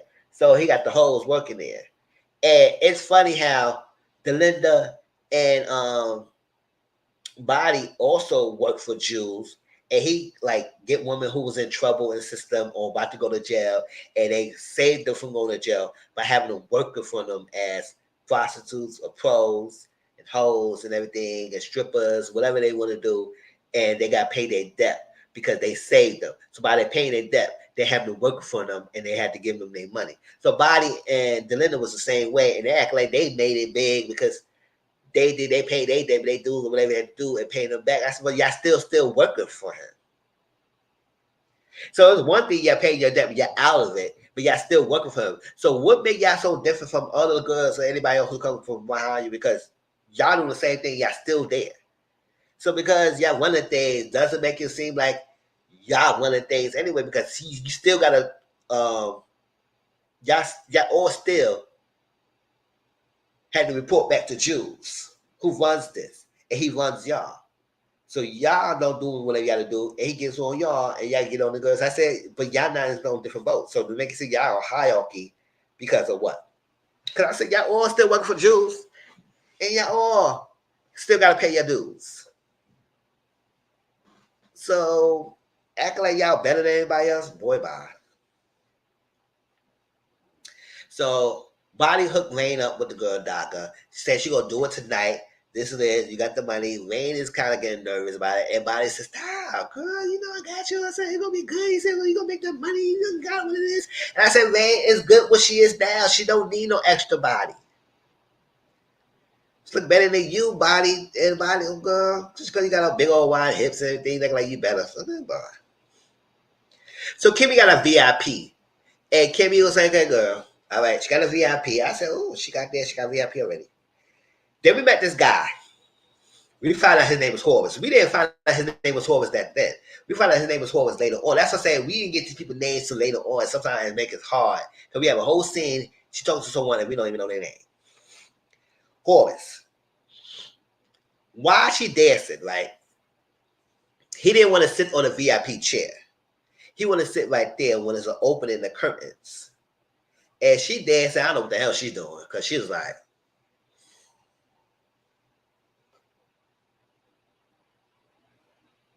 I said, girl, can you get to be any more lazy than what you are doing now? While she dancing, he kept looking at this guy. Now we couldn't find out that was Angel. It was a Latino guy she looking at. So she was like, oh. I said, but I was finna say, wait, so I said, you didn't even focus on me and said, what the fuck I'm here for? You got me sitting here, pay me. Now she said $50 for me, and then whatever you want to tip. I said $50. That's how much VIP. What you calling a VIP? And that's a VIP? Ain't no $50 around here. It may be 100. It may be 200, 300, and more, plus tips. Don't forget $50. Tyler Perry, you know that's nowhere well on VIP no $50. Well, whatever. So he kept focused on the guy. She said she could get him if that's what you want. And he got kind of offended about that. And he said, no, just real. He got left and threw the money out. I said, boy, if you focus on this guy, I could get the guy for him. Why are you asking me? I can get it for him. Get it for you if you want him. Whatever. So Kimmy had to leave. But she had to come back in 2 hours to continue working. But, you know, they said she didn't put on her work. She didn't put on her weight. And she owes a lot of money. But y'all still haven't worked there. So at the point, and she ain't making no money, why y'all still haven't worked there? Because you want to own her and keep throwing in her face about something that happened? Or whatever.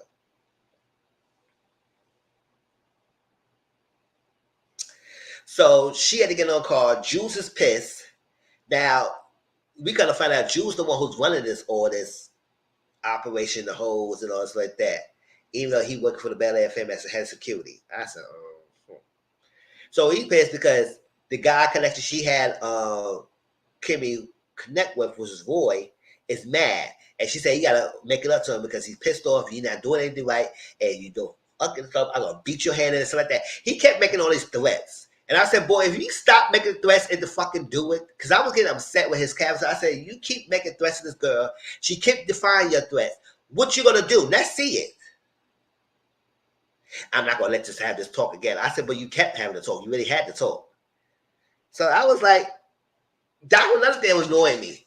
Because you was making all these grand saying, y'all all doing this body saying this, bitch, I gotta fuck you, shut the fuck up. I said, did y'all do it? Well,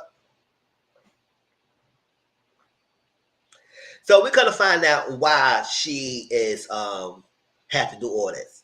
She was caught drug running at the airport in a path with Rain and Angel. So they all working for Jules because Jules saved them from going to jail. He saved them from going to jail. To make it up to pay their debt, they had to work it out. Now the problem with that is there's no limit to what the debt is. They can keep paying and paying and paying for the rest of his life until he feel like he don't want to be done with. That's why I said Body and Delinda. At the end of the day, y'all can say y'all put in your weight and y'all did what you do. At the same time, y'all still working for him. So he could put out a pile of new things on y'all, and y'all still working for him. So what y'all doing? Y'all not any better than any other people who's working behind y'all because y'all been there before these people, and y'all still there working for Jews. So what the fuck is this? Y'all all in his bottom. Y'all all in his freaking dusty holes and pros. Whatever. So we get flashbacks, Kimmy flashbacks. So we get young Kimmy in the house. We kind of find out, hey, Kimmy, what's going on? Hey. I talked about Love is Blind. I know Man at First Sight. Now I'm talking about Beauty in Black. It's okay. You came in right in time when you talk about Beauty in Black. I've been talking to myself the whole time. People watching me, but I'm to myself, you have one audience, no audience. It still will get done. No, the views is up there.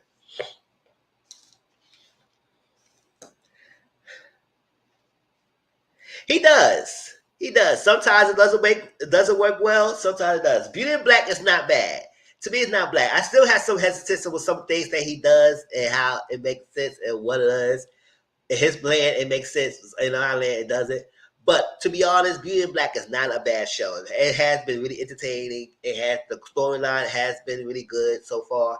But I just feel like some of the choices. Thank you, boo. I feel like his choices, like when he cast the body, who's supposed to be the bottom bitch with Jules, one of the strip clubs, she's not intimidated at all. And I was saying, watching with people who watching with me, I said, girl, who is you? I said, girl, you is nobody to be scared of. You are whack. Her delivery, her lines is whack. Her delivery characters is stupid. And Body's supposed to be the person who run the freaking thing, who run the girls. You was horrible. Get out my face. Whatever. But so Kimmy, we get a flashback young Kimmy. Kimmy, mother, just like normal fashion, chose the guy over her own kid. Even when the mother saw the guy S.A.N. Kimmy, he made the mother feel guilty about herself and freaking kicked her out of her house and said she had to go. Or that's what that is. So young Kimmy took her, drop her off, whatever, and only gave her $10. I said, bitch, if you gonna kick me out the house or something, you better give me something more than freaking $10. You gonna choose a man or something, you better run his pockets or something and give me more than $10 if you gonna kick me out the house and try to defend for myself. Goodbye. You said despicable grace of a mother if you gonna keep me drop me off somewhere and go and give me $10. What the hell am I gonna do with this? That'll be the last and done I ever even talk to her. Pick your man over me. But you know, that's usually what happens sometimes in family household. Then when you wonder why these girls get older and they get messed up in the mindset, because this is what it is. And then realize the man that you choose your over than your own daughter leave you when you get older, whatever, for someone else, and now you want to call your children and ask for favors, just like that. I said, girl, bye. You made the decision, lay it on. You made the decision, down the course for it, because you ain't getting nothing out of me. That's not happening. So dropped her off with only $10 and just left her. And that's what Rain, young Kimmy saw, because we had throughout the time we saw the flashbacks. So young Kimmy met young Rain. And Rain knows the ins and outs of the place. So when they go close down and stuff like that, she was in Best Buy. Yeah, this is like a soap opera, kind of. Now, it's two parts. This is the first part and everything. I don't know how long he's going to make this thing, but if he does it right, yes, it could be like a soap opera kind of thing. But deeper and darker, yes, it does seem like that way. It's like, it does seem like a soap opera. It could keep going if he does it right. Like he does like half and half knots, like that with seasons and seasons and different parts. He could do it if he does it right. But it needs to be more like storyline needs to connect more. It needs to be better. It could be more twists and turns. It needs to be stuff more like that. I wish he killed her body, kill her off greatly. Because I don't know. It's I just can't. I can't. Body character is whack. I just don't know. I just don't like her character. It's just stupid. It's like that. So Rain knows the ins and out of the place. They was in Best Buy. I said, "Good, you was in Best Buy." Sorry. So they was in Best Buy. They hide out till it closed down. Then they met young Angel. So I said, we haven't met the older Angel yet, but the older Angel is the dancer who was dancing on stage that Horace and Star Iron.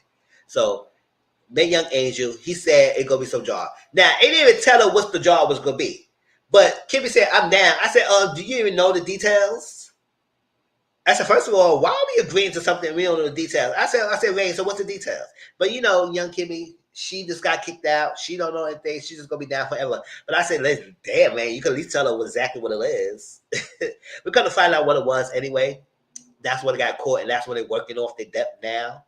Is that they was smuggling drugs internationally or state cross state lines, but you know that's illegal. And they were gonna make both $5K each, and she was gonna be down. I said, okay. Okay, good. Do what you gotta do.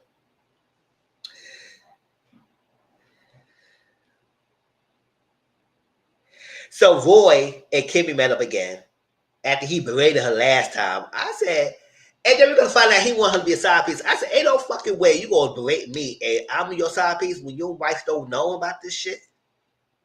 It's one thing you don't give a damn. She find out now.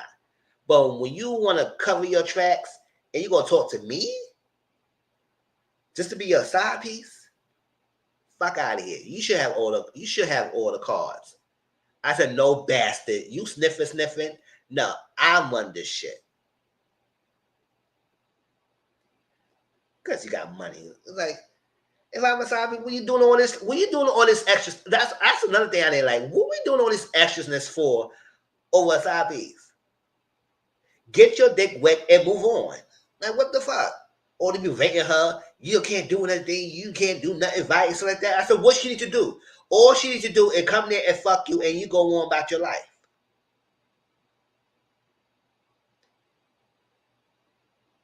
Yeah, we grown here. We gonna talk grown shit.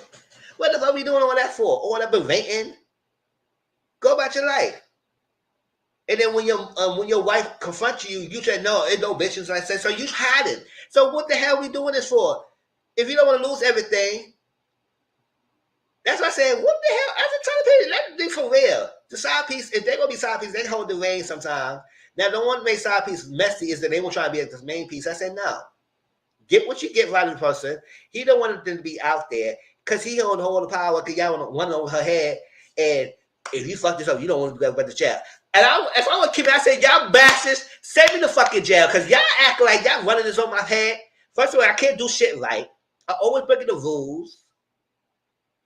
So take me back to jail. Or shut the fuck up. That's how I feel. Because I was annoyed. The first 4 episodes, I was freaking annoyed with everybody threatening her and saying, good, if you don't shut it, you know what's going to happen to you. I said, they let it happen. Because what y'all doing is whack anyway. All these threatening and shit like that. Take me back. Obviously, I'm not doing shit right. Fucking Kimmy had been breaking all Jules' rules, and he's still giving her chances. I said, what the fuck? You fake gangster? You're a fake gangster. Everybody threatening her, taking her back to jail. I said, well, jail see better for me. Take me back. Not take me back. Take me. Like, nobody asks you to save me, and I got to work on you if I got to go through all this. That's what Kimmy was rebellion. And that's why her character, I don't say her character, because it's like, girl, okay, she was, yeah, I'm not going to do it anymore. And still do it. And still do it. That's right, girl. And I said, what are we doing all this for? And then another thing, he's sniffing that substance. So you know that make his freaking brain all erratic anyway. I said, boy, we don't need to be doing all this. If you want me to wear certain things, buy the clothes. You can rich.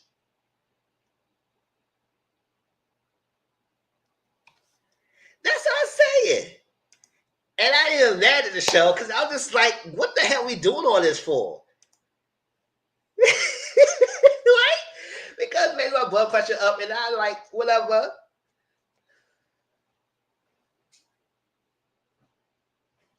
And I say, you know, all this should be a side piece. I said, you don't have to make me to be no side piece, none of that. All you need to tell me is that don't say shit.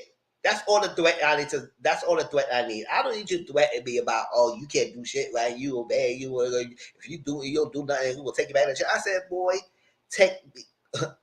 Obviously, I take jail for 200, Alex. Like what's up? What's up? And then you do all that, you can't even get your dick hard because all that substance you doing. Even your wife said that.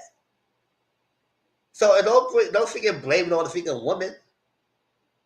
And then when you do get it, it's like, what you doing? I said, first of all, it was funny. When they were freaking in the bed, I said, what the hell was that? The first one, I said, good, what the hell? What did he hurt you? Like, what was all that? Because I said, that was stupid. That freaking first hump, like it was a freaking, I said, what was that?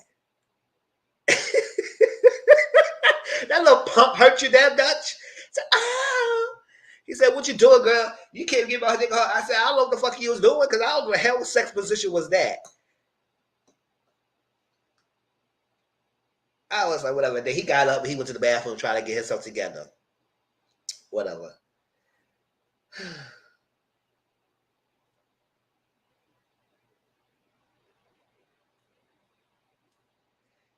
Hold over her head.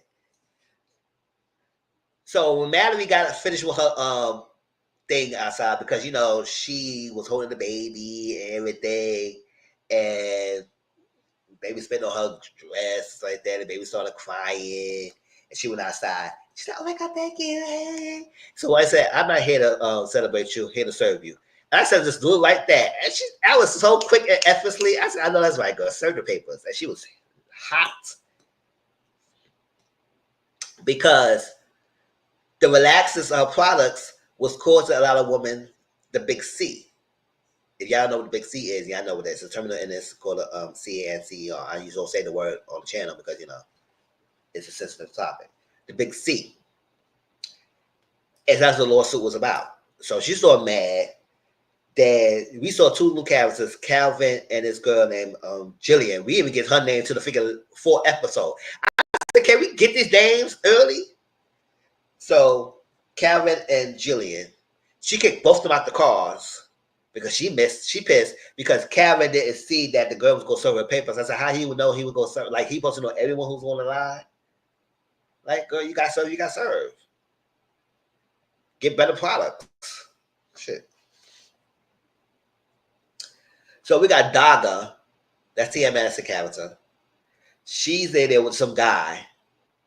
Came in what a thing, said, get the girl thing, got her money, get her mad because she was short money. And Body said, she's got it like that. You stop playing on that sort of thing. Whatever. Get the thing. Body having the girl drinking all the brown liquor up and up and up and giving no painkillers and like whatever. Get on the platform. I said, Body, why you doing your body like Rain, girl, you look better than that figure body, but whatever. And first of all, I said, why wouldn't the kids look like, say, foam? I said, I know you're not putting a foam in her freaking body. Spray can. Shake it called foam. I said, what the hell is this?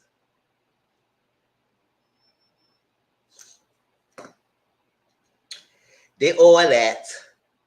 Left all the freaking bloody napkins and tissue all on the floor. All that stuff. I said, whatever.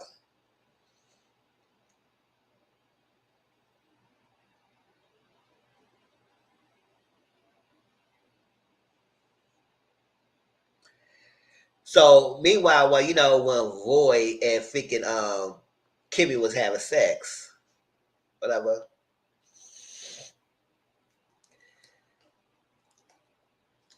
Kimmy was upset and everything. She was tired. She said to the phone, call my wife. The phone called the wife. I said, so the phone doesn't answer any kind of voice, huh? First of all, it should be his voice activated, not yours. So the phone just answers anybody's voices. Okay, whatever. So it called the wife. And Kimmy was recording they having sex. She's like, So Maddie was driving. She's driving in the lane. It's a private road. Only the Belair family drives down that road. Right?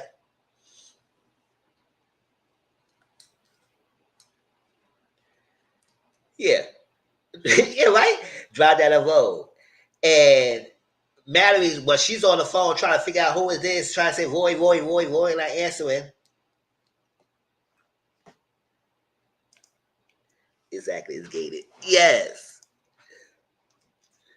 And Roy not answering. She hit someone. She stopped and she said, what the hell? What's going on? Stop, get up, get out. It was raining.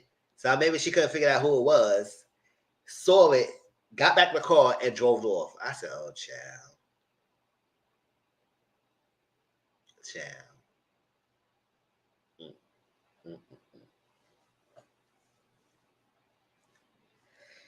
Meanwhile, Roy left the scene.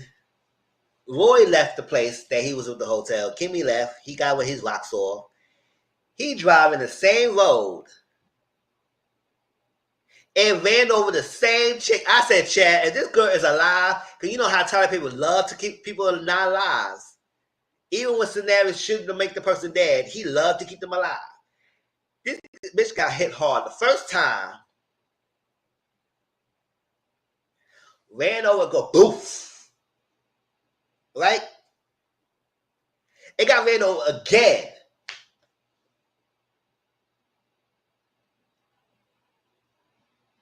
All for her to move in the figure body, move her hand to open the trunk when they got stopped by the cops. I said, you know what the fuck? You don't know what? No, we're not doing that. No, we're not doing that. I was watching that shit. I said, I know she did. I got rolled over twice.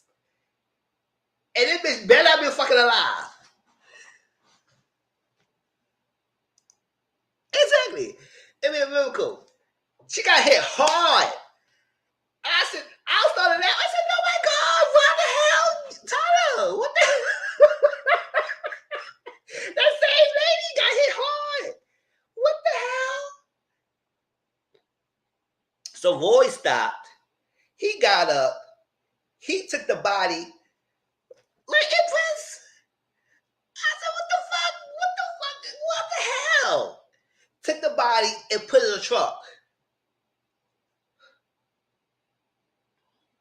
So I said, Roy, what the hell are you gonna do with the body? You just took the truck to the house. So you hit someone and just taking the evidence to the house to with you. I said,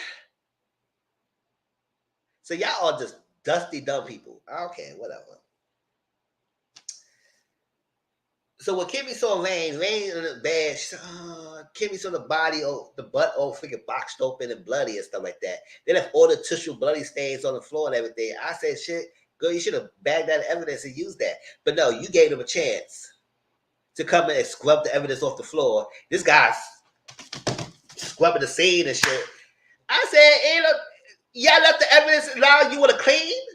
What the hell? So she wanted to call the police. Rain said, no, don't call anyone. First of all, you wasn't responding to her freaking thing. And then when she said police, he said no. I said, how the fuck you got up? So she said, no, go color plans. So she started throwing up. Everything. I think body called Rain. I don't know. I can't stand that character. Empress, though, one of my menzies, she would know I was berating her ass doing while watching it. I said, who is Body? Body, you was whack. I'm sorry. It's one. I be having characters I really disdain, and she's one of the characters I really disdain. I said, girl, who is you? You is nobody. You acting tough and hard for no apparent reason. Your lines is horrible. They wrote your characters whack. And you is not intimidating. Just got a body. Girl, just work the pole. You need to work nobody else but yourself. Body called the phone. And she said, girl, bitch, where you got the phone? I said, bitch, you sound stupid. Bitch, every word is a bitch, bitch, bitch, bitch, bitch.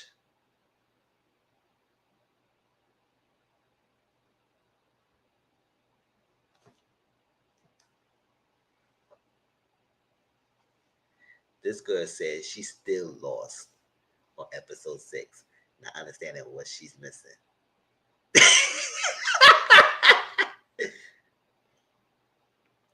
You like Horace? That Horace is a fine man. He is. There'll be one thing about Tyler Perry. He does know how to pick the man in the show. They'll be for women too, but except for Body. Body's whack. So like that. She's not an ugly woman, but she's just a whack character.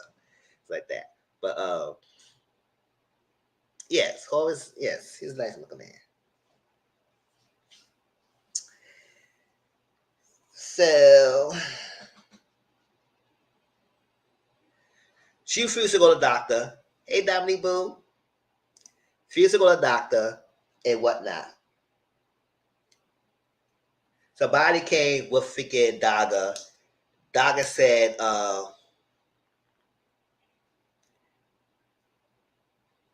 who's from P Valley? Who's from P Valley?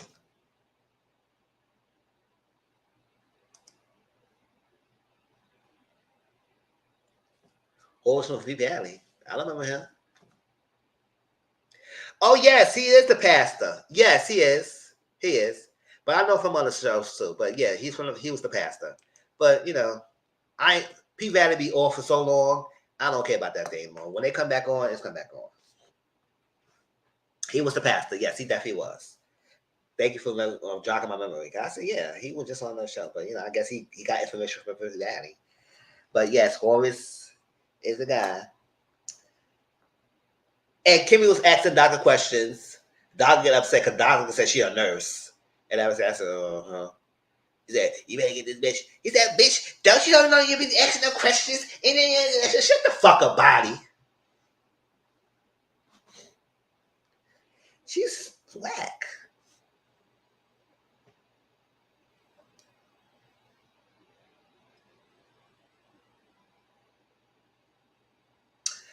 So, Roy got to the house.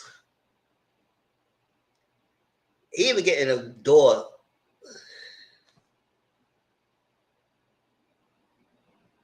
I hate Mallory and Michael Jackson Knowles. I hate it. So, she said, who is that bitch? Who is this thing? Who is it? He said, no, you told me ain't nobody. I said, oh, so you don't want your wife for now, but you had nerve to be berating this side chick. That's like that because, boy, bye. What you doing all that for the side chick? You putting all the energy trying to make her feel, get her right, get right. Just can have sex and move on. It's like that. So who is it? It's just like that. So he had to drive down the private road. He said, what you mean? It's like that. Show the car, whatever.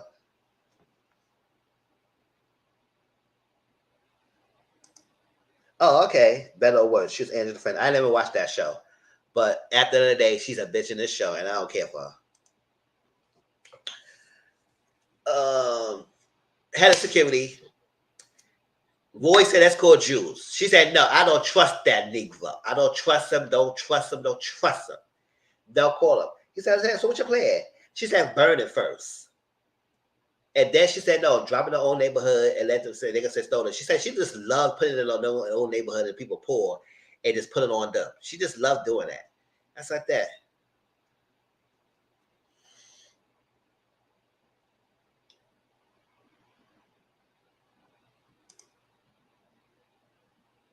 But who's Michael Jackson Norris?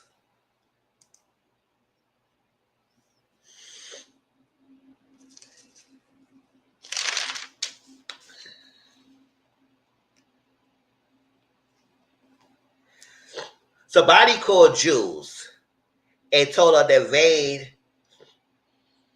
Oh, her Michael Jackson knows. I said, I got it. And he told Body to handle it.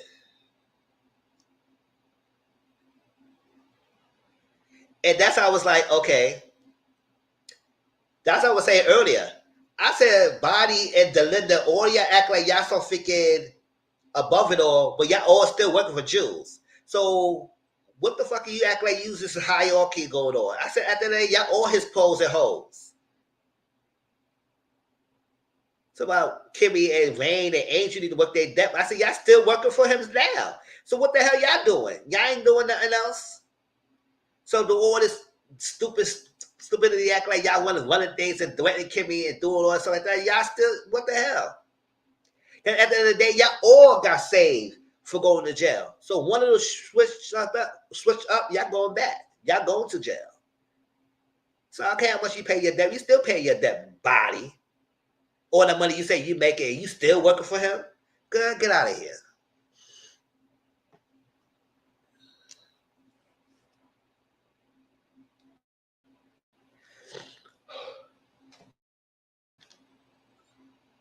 Me and you both, Dominique. Me and you both. After a whole this review, I kept saying she's whack. That is one character I wish he killed off.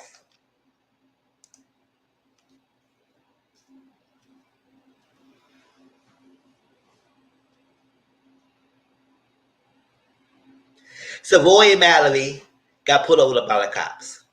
The cops didn't even tell him when he pulled them over. He just said he wants your license registration. I said, are you gonna ask? You going like what you pulling them over for? So he realized he was drinking, put the breathalyzer test. He failed the test. He arrested Roy, put him back in the car. Mallory called Jules, even though she didn't want to call them, and said what's going to happen. They in Indiana because they guess he was driving somewhere.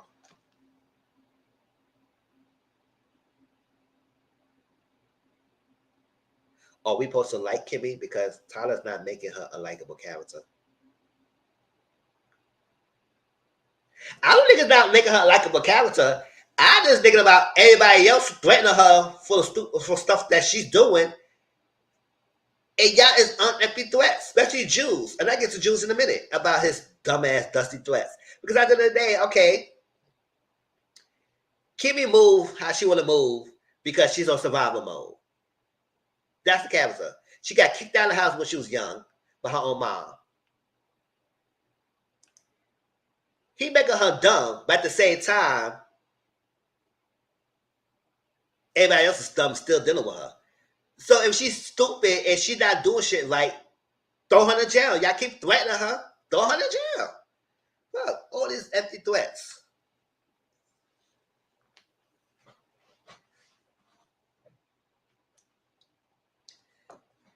She the only character to me, like, because listen, Kimmy had a little thing going on, but she ain't the one who I hate.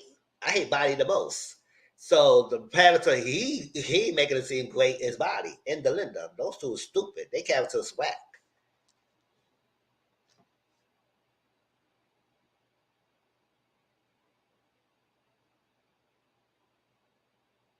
It has realistic undertones for real. Just dragging threats towards her and it's annoying. Exactly.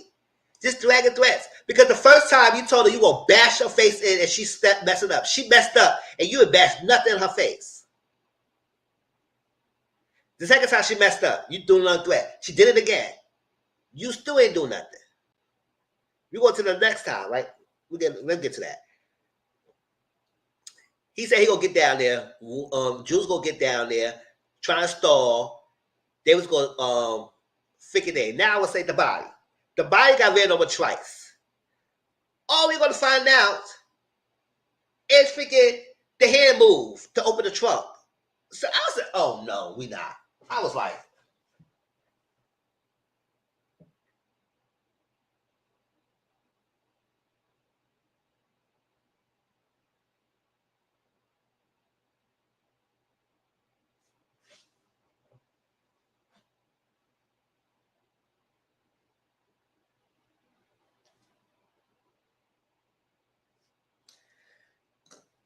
you mean to tell me this chick got hit hard twice. And she had enough strength to be alive that still to open the motherfucking thing. You just love keeping people alive, huh, Tyler? Just love keeping people alive. Okay. So in the car, they towed the car. Jules got there later on. Maddie was gonna say something to the cops. Said, "Do you know who I am?" Till she saw the body cam on his thing. Jules got connections because he had a security, but in a flashback, we saw him in a police uniform. So I said, "Oh, she's a survivor. She gonna make up." We know this is Tyler Perry World TV. That's why I say it's stupid. But that's why I had no expectation because I know he just loves to do stuff. That's why I say whatever. But I'm still gonna call him out on the bullshit. She's a survivor. She gonna make it. She ain't gonna stop. She gonna work harder. She worked harder that time. Y'all bitches thought I was dead. I'm still living. I know she's right.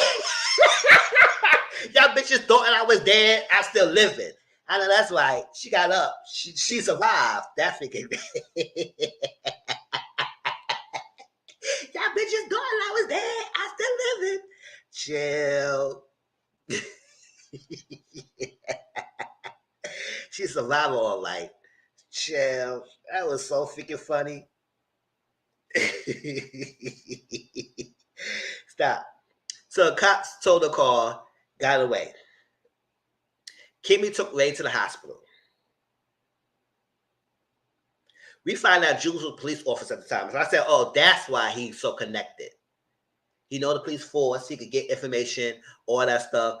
But at the same time, he's running an undercover prostitution ring or whatever in hoes and pros at the strip club and everything. He on his own one little operation. Okay. So that's what they're working for, Jules. Jules, Rain, and Angel working for him. And everybody else in that freaking place. Including Delinda and Bada, who feel like they are above everybody else. I said, y'all still working for Jules, so what the hell?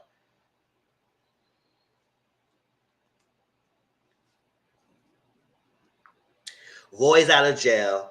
Mary don't trust Jules like she shouldn't. She doesn't. Something about Jules is like shifty. Mary told Jules about the body.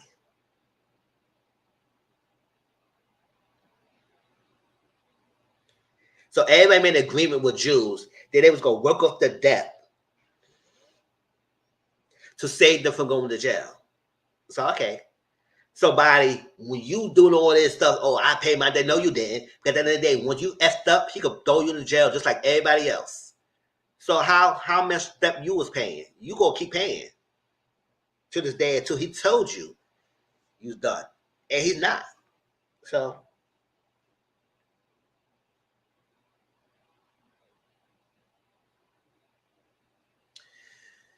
Rain's in the hospital. Jules saw Kimmy, got Kimmy, and threatened her, if you ever come back to this hospital again, and she did. Came back to the hospital again, I got hurt too.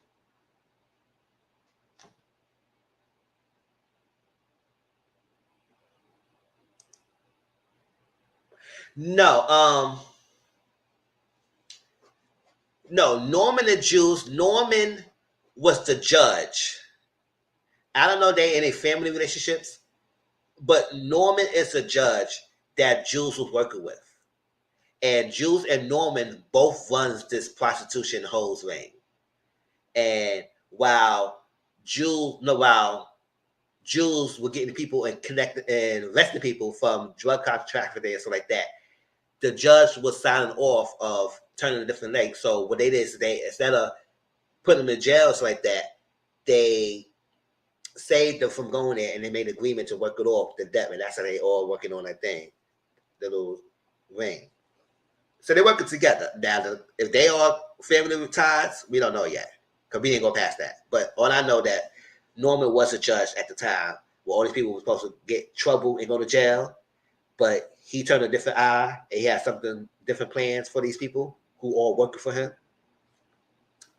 And Jules is running things.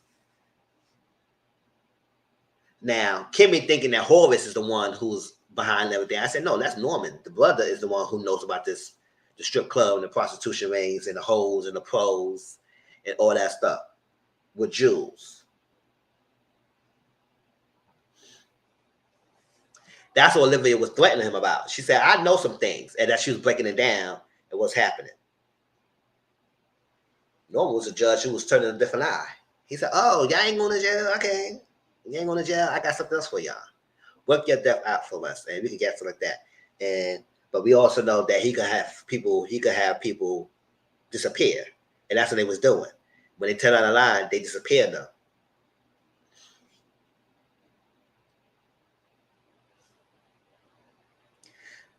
Mrs. Charles played Lewis' brother off Interview with a Vampire.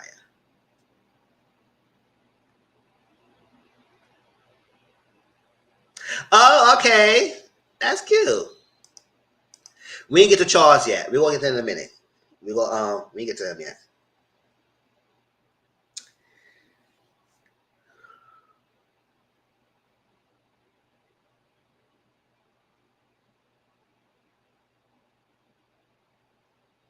So Mallory said she don't play that.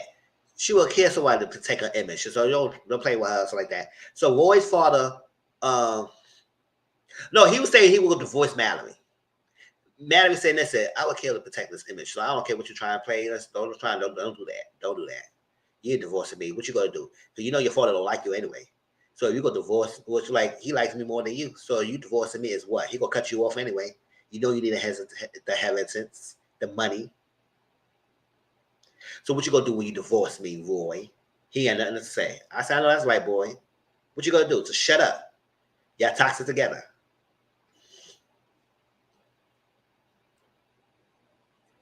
Now Jules told freaking Mallory the body was in the car. So what the hell the body went? Y'all freaking killed the attendant. All for y'all to see the body? When the body just walked up and walk away? I said, Jules, you can't be trusted. How the body got to the hospital. So what the hell happened to the body? And then we kind of find out Jules and Norman worked together. So he probably was lying. He probably knew what happened to the body.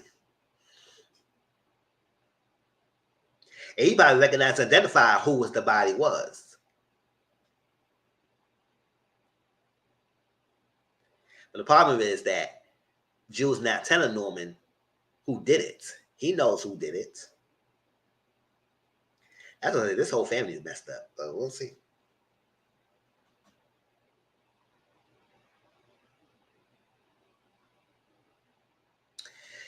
So Kimmy and Horace. Horace asked for Kimmy again for VIP. I said, I don't know why, because she was dusty the last time. I said, you just ask the guy. But whatever. Dusty last time. And he said, he asked if the guy was straight. She said, if money is right.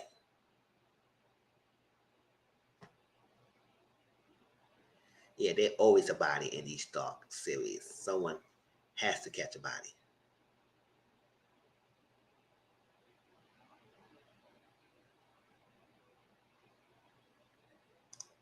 There's always a body in these dark series. Someone's gonna have to catch. Exactly.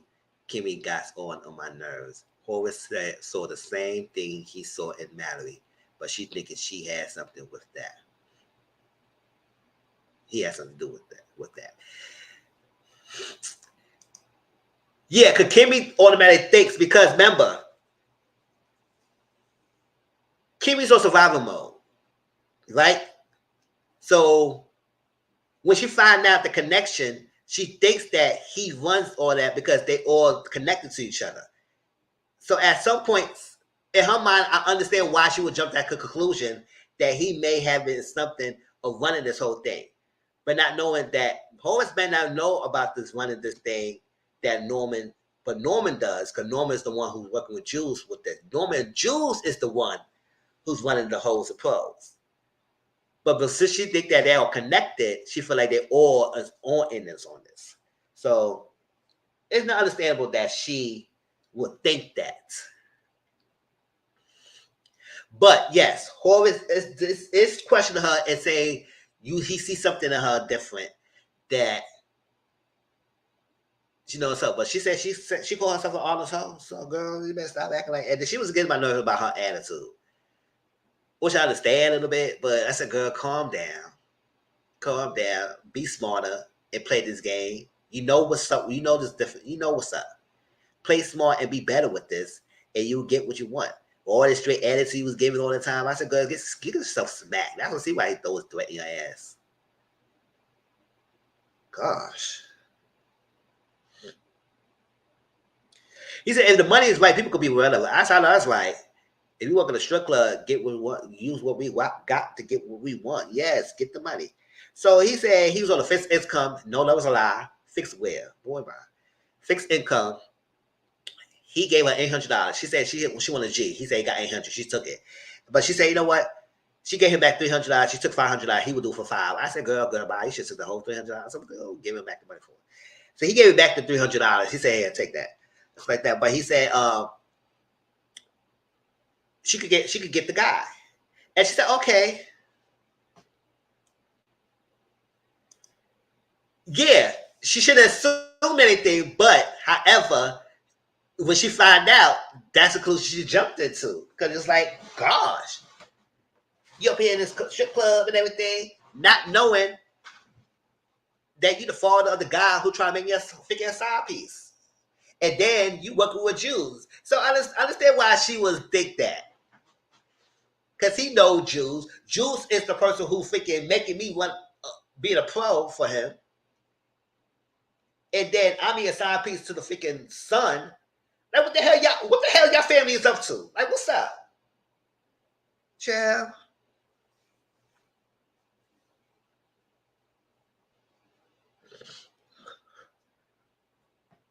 And then the girl I'm trying to get the scholarship for is in the pictures too with Roy. I said, nah, y'all always nasty.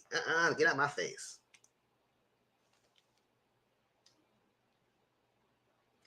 So Angel's a male dancer, and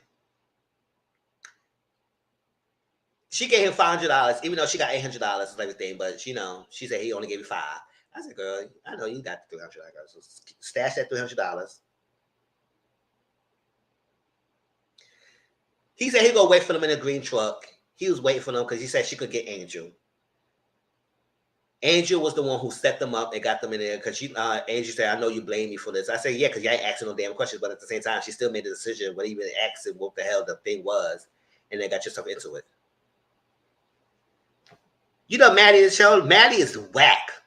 Dagger, her character was horrible too. I said, girl, whatever. You want to be a pump of fake booty holes and booty stuff, and freaking people act like you're a gangster girl. You want to beat up somebody? Oh, we beat this bitch. Get the fuck out of here. That line was stupid with body. Anything connected with body, I don't like. So that Dagger, whatever, I ain't like that Dagger. She maybe do a good role with the character, but what's the point of that? What other significance of her character other than being beck and call when body calls her? I said, goodbye. Unless something else is happening. Like I said, I didn't watch 5, 6, 7, 8. So maybe something with her character. But the character, what we seen, Dog ain't somebody to be liking, in my opinion. Botched up the whole thing, getting an attitude when somebody question you and stuff like that. You get I said, girl, you ain't a freaking nurse. Stop me acting like that.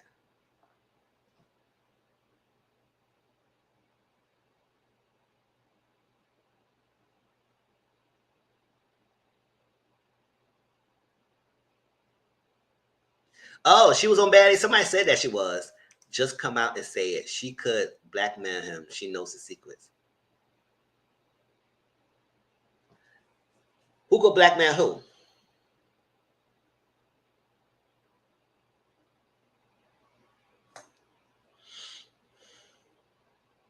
Keep in mind, I didn't see 5, 6, 7, 8. So y'all jumping past that. Hold on for that. It's only first 4. So we're going to find out Horace has the big C. So, oh, you talk about her acting. I'll say, okay. Because I'm about to say, her character is not to be liked. She ain't nothing, her character ain't doing nothing.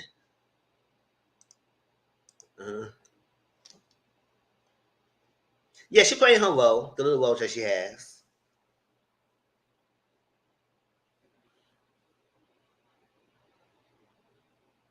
So what Kimmy drove,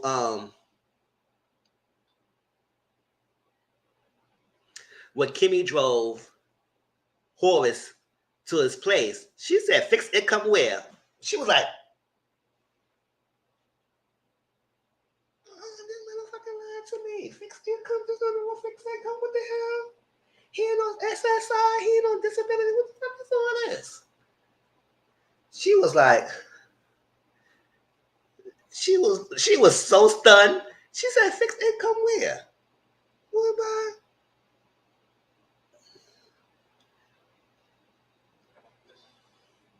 So drove to the house, got his pills. She kept looking at the house. She said, you live here? What the hell? She was so freaking shocked and everything. I would be too. They say you was fixed income and everything on there coming down there. I said, boy, you ain't a fixed income. You know you can afford $1,000 on me. You want to give me $800? Boy, bye.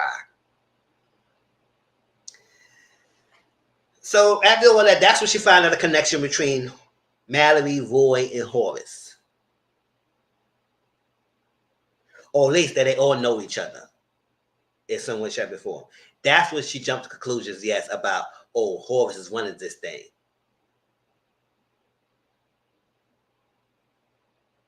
I mean, it could be because at the same time, they know everything. They can use their money to know things. But it's two different things.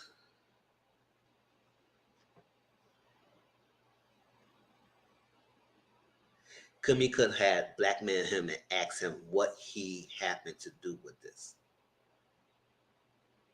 Who is he you talking to? Horace?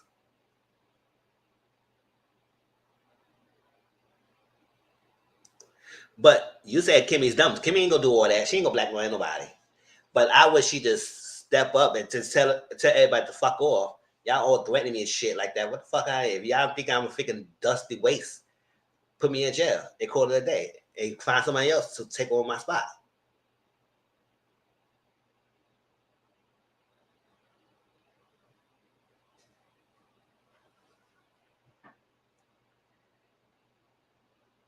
Instead of jumping to conclusion and getting attitude with him, she should have played that situation better. I could have used that to get what I want.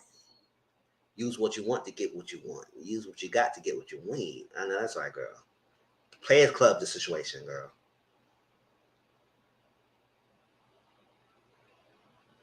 So we're gonna find that Horace and his brother came up with the idea to run this business, and they got this business going on. But he got the big C. He wants to see Angel again, even though Angel took the freaking roach, not the roach, the watch for him.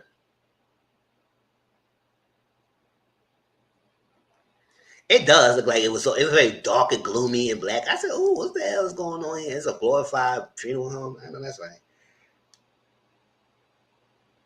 Because everything's called Beauty and Black because they want black. I said, "You got a black of everything." Oh yes, Horace. Yes, he wants to see Angel again, even though Angel stole his watch. Like that, because the first time they went to the house, it was so quick. Horace told Angel he could leave, and we're gonna find out he stole his watch. So she said, you could take the car, but you could take the van back, or bring the van back when you bring my watch back.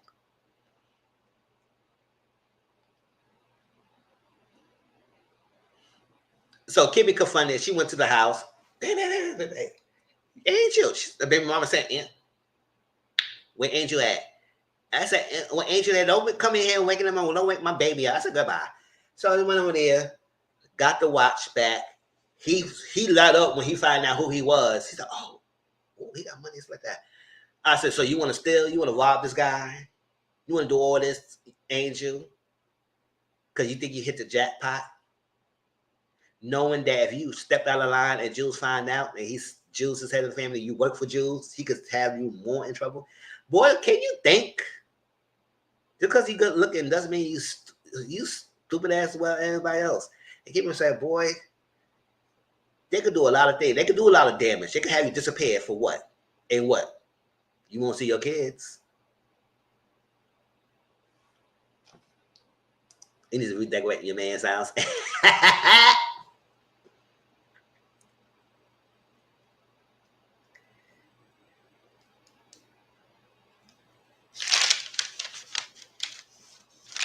Well, I didn't know I take all these notes. Yeah. So we got introduced to Norman. You know, Richard Lawson. You know, he does really well when he acts. He does a good job when he's acting. It's like that. Now he wasn't a good probably husband, but he's a good job actor. It's like that. Angel is a waste of light skin.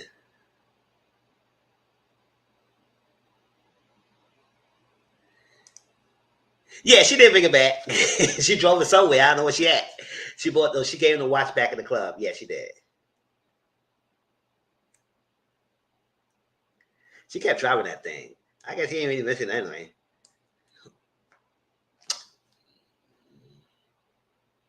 Angel is a waste of light skin.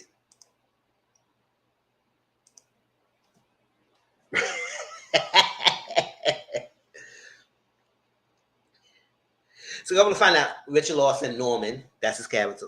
I thought that was his daughter, but that was his wife, Ina. And he's, "Oh my God, baby, what's going on?" He's pissed off. He want to know who did it. He want to find out. He asked Juice, find out who the hell who did it, and let me know. Got ran over. He want to know who did it. So Jews call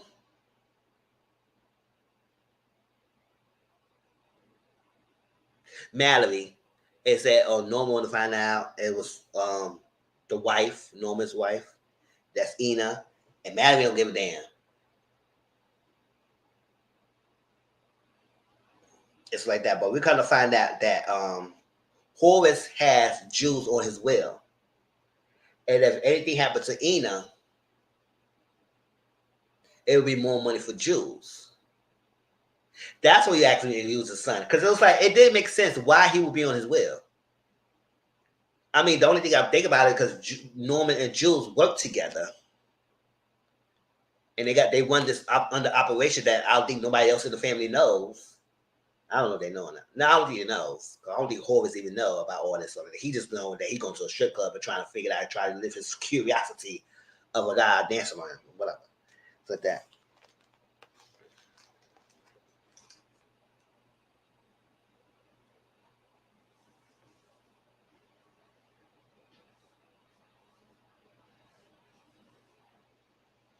So I said, so it is a motive for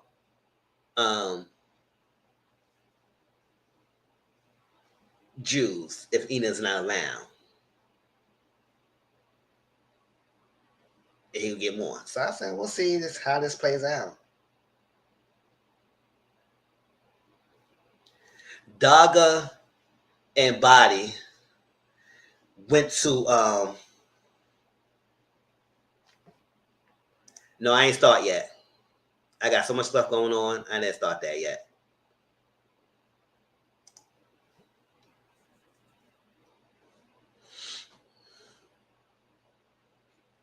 And they beat up Kimmy. Kimmy got a messed up rib. She went to the hospital to try and get checked out, and then went to see Rain and act like her thinking pain was gone. I said, "Girl, what happened to your ribs? It is all gone, huh? You walking straight like she's up here." Went to see Rain, talked to Rain, everything, all the stuff like that, and now her body's good. She's happy and she's all good again. I said, "Girl, bye, you ain't good about your pain." So then we got to meet up with Olivia. I said, "Oh, we introduced new characters." Olivia is the mother, the ex-wife of Horace, to the two kids. Now we ain't met Charles yet, but we're about to meet Charles in a few minutes. Roy and Charles.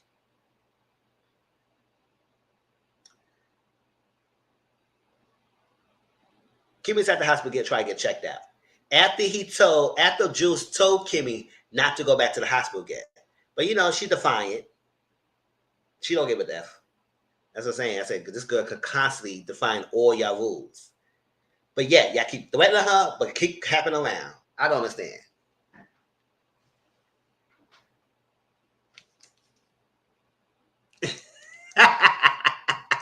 No, I don't think he gay either. He might be bi-curious. And then he did say he was curious. He never dealt with women. He never dealt with a man before. He always dealt with women. So that's no problem. But he always been curious. That's why in his late age, when he got the big C, hey, fuck it. I'm about to die soon anyway, so I'm going to do whatever hell I want. I'm curious, let him dance with him. And I don't think he needs to have sex with the guy. He just want to see some man's body. Just do it.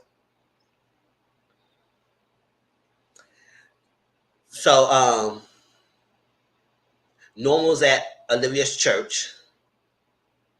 And no, not a church. I don't know what the hell she was wearing all this white. That freaking dress looked hideous on her. I don't know what the fuck they have her on there for.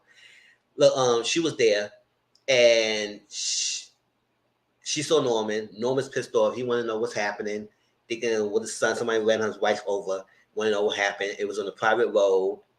Who did it? One of your sons did it. So now Livia's she's trying to find out what's happening. So Livia drives to the house. And I think it's Charles' house or whatever. Now, while she's driving and got to the house, it was a whole figure game scene. I know that's right. He had Tyler Perry was watching Twitter. And this is exactly how Twitter be knowing stuff like that. This freaking whole freaking sex scene going on, freaking getting back beat up. Now I thought Charles was doing I know Charles was topic, but I think Charles was the freaking bottom. I don't know. It didn't make it seem who was the top of bottom. But it seemed like based on his text messages last time, he wanted to get beat. He wanted to get pussy beaten and nothing. So maybe he was the bottom of this scene too, or whatever. So, but he does have whatever.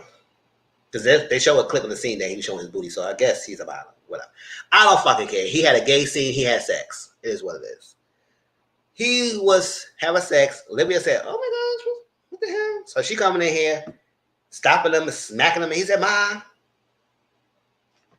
the show is good with bad lighting." It is. It is a good show with bad lighting.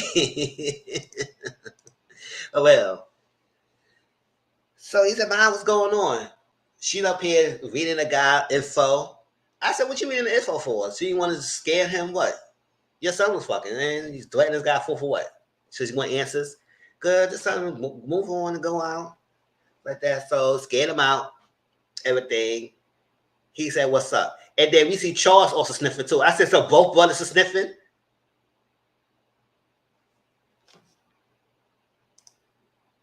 Don't do him this way. I had to do y'all ain't gonna lie. That white dress looked horrible on her. I said, "What the fuck was that?" Chill. And then she come in all black. I said, "Girl, you should wear black." She looking nice with her black getup.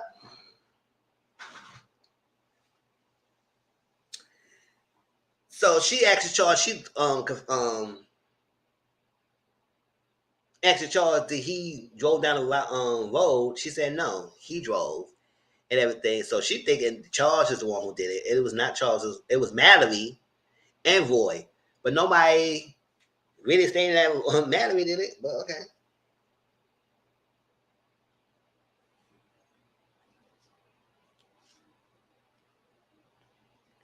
Oh yeah, I did forgot. Mallory asked Jules, "Who's Roy with?"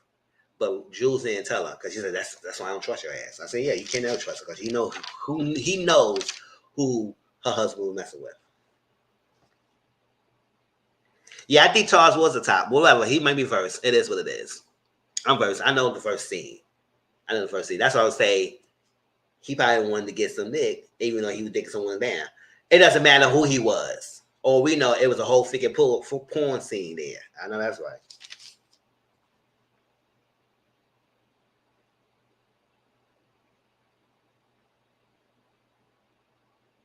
Kimmy went to see Rain, and it said with blood clots, it could kill her. No, he's not a reverse. He's a verse. Verse, not reverse. We ain't playing Uno around here. He verse. Versatile. Yeah, he's in top, versatile, bottom. I'm in the versatile category. And he may be in the versatile as well. Mm-hmm.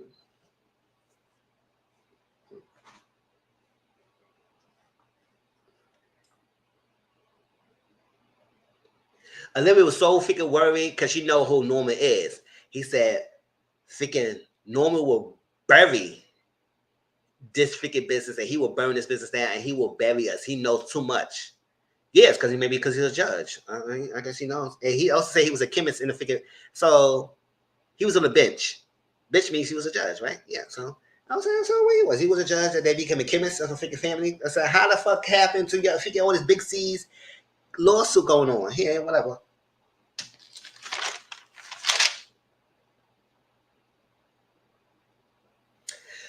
So Olivia told Charles, "Get your ass dressed. So we got this board meeting going on." Charles said, "Okay, whatever." So this is why I said this Jules thing is stupid. Because I said, Jules, you keep making all these empty threats to Kimmy. Kimmy keep violating your threats, but you have not once live up to your threat. So who are you? You just making threats to make keep on the line? Because at the day, you just have snapping a finger, she go to jail, and that's what I said. Girl, at the end of the day, jail would be better for her because it seemed like no matter what she do, she couldn't do nothing right. So why the fuck you keep raising your blood pressure, threatening her when she's not doing what she want to do? So she said, you tell her stop going back to the hospital. She went back to the hospital twice. So you upset, raising your blood pressure. Bitch, you have to fuck on you. Don't say that. Get in front of the ambulance. Get in front of the ambulance. So you just go run her over in front of the ambulance, in front of the hospital in broad daylight. Really? When people see your face and your license plate. Really? But I think he could just do nothing wrong. So she's begging, pleading. If I were Kimmy, I said, bitch, what the fuck would you want to do? What Why the fuck you need to have me in front of the ambulance where you can freaking beat me up right in the freaking car? What the fuck we need to go in ambulance for?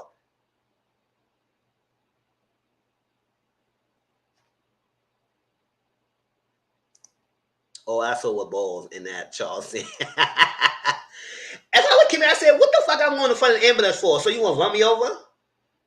You already said if I defied you will beat my face in, so you ain't do that shit yet. So take me to jail if you feel I'm gonna whack. Like, if I was Kimmy, I would have just reversed everybody. Reverse Uno on y'all. F out of here doing all this duetting for. So she got up like a dusty, freaking obedient person she is in front of the thing. He drove the car back and drove there and stopped. And then he gonna say the safety feature. I said, fuck out, get the fuck out of my face. Get out of my face. I was so dumb when he said that. Ain't no fucking way in no safety features. Because there was no safety features.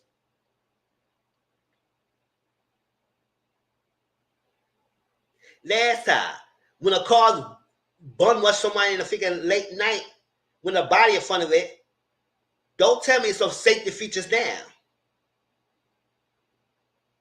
Because if you wanted to hit her, you could have hit her. You gonna say safety features. I can't kill a bitch in the fucking bill. Like, yes, you can kill a bitch. You could have shot her right in the car. You didn't. Chill. That's why I said, Kimmy. I said, boy, Kimmy, go some balls. Go some balls, girl. Do it like grandstanding. Almost done, y'all.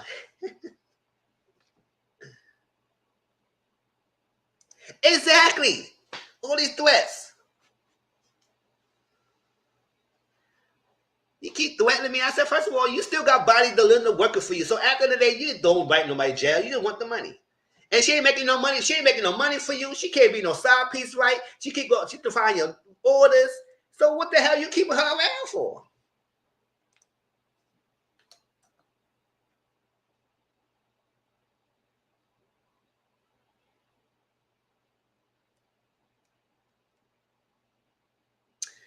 So Roy found out that he got played by Roy found out he got.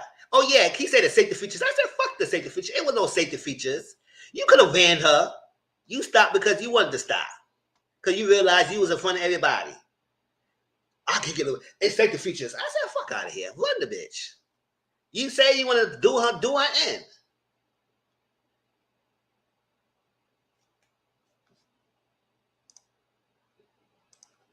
Even that side piece storyline is stupid. Because I said, how the fuck he doing all this for a side piece? Be waiting for all that because she can't do it right. I said, God, at the day, the side piece only freaking job is to fuck you. So tell her come over, unless she ain't fucking you right then, what the fuck we mad for?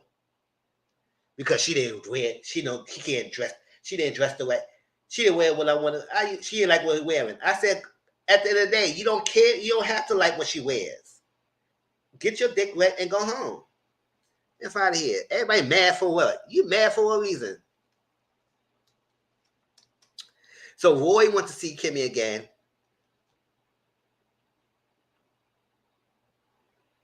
Oh, because he want to hurt her. Because he find out she the one ran him out with the phone. Because he didn't realize how the hell she talked about he don't know bitch. She trying to deny. And she said, call my phone. The phone called. I said, Roy, get a better phone.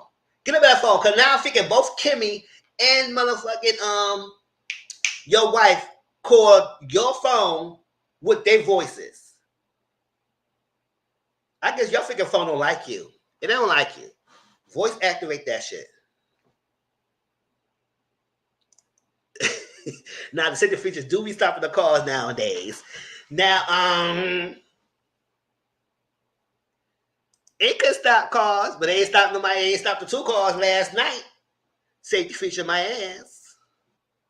He know he could have won that girl over. What safety features? Because we still get hit ones like the board daylight now these days. So I want to know what cars got the safety features. I know the van cars does. The van that has the little thing and it will stop you a little bit if they see you in danger, so like that. Some of the advanced cars, but a lot of cars don't have that. So maybe he got that thing that shows when he back up, if he get hit in the car, they say, they stop him.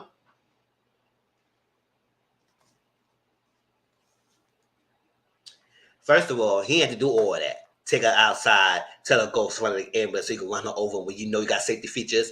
If you know you got safety features, done her in the car. You dusty ass. You even dusty yourself too. Somebody shoot his ass. So it's the board meeting. I said that, oh, this whole family's so messed up. The board meeting, Charles on an app trying to find his next top. Or trying to find his next sex partner. So everything. Horace is like,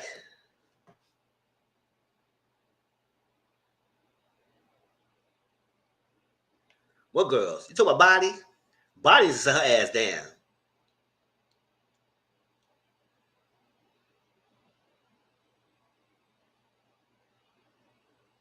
I don't know what the hell he said, Kimmy. Cause Kimmy defined every order. So what he see different her that the girls need to be jealous of Kimmy for. The only Kimmy is doing to be a defiant. So if Body feels type of way about it, she better talk to Jules. But no, you can't do that because you get thrown back to jail just like everybody else can be. Because you've been there longer. I said, get the fuck out of here. Bitch, what you looking at? I said, bitch, do you think they're gonna be intimidated for you if you can scream loud ass screech your voice? Why the hell they gonna be intimidated by your screechy voice? Well, you gotta be raided by Belinda. Well, also her dusty behind is always to belong there. I said, good, because you're not intimidating. That's what they laugh at you behind. You walked out the door, they laughed at your ass. I said, good, bye. So in the board meeting, Norman pissed off. He said, which one y'all dusty asses run over my wife or so they all be mad and everything.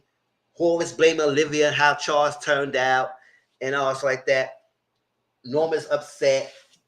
Olivia told Norman, Roy, do something about that. And he said, oh, you pitiful. And all stuff like that. The lawsuit is happening. It's building traction. Varney, I said, hey, Varney, what's going on? Y'all remember the old Tyler Perry place? He was on there. So y'all know him. And I saw him. I said, oh, where have you been? Okay, man, how you doing? He still look good, looks chocolate. And that's right.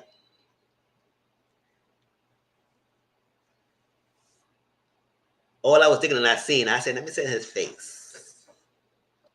Yes, we're going around here. I said it.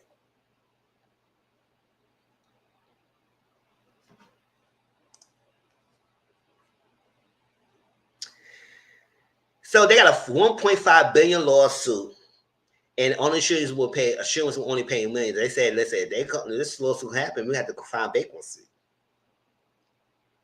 Norman came in pissed. Which one of you ran over my wife?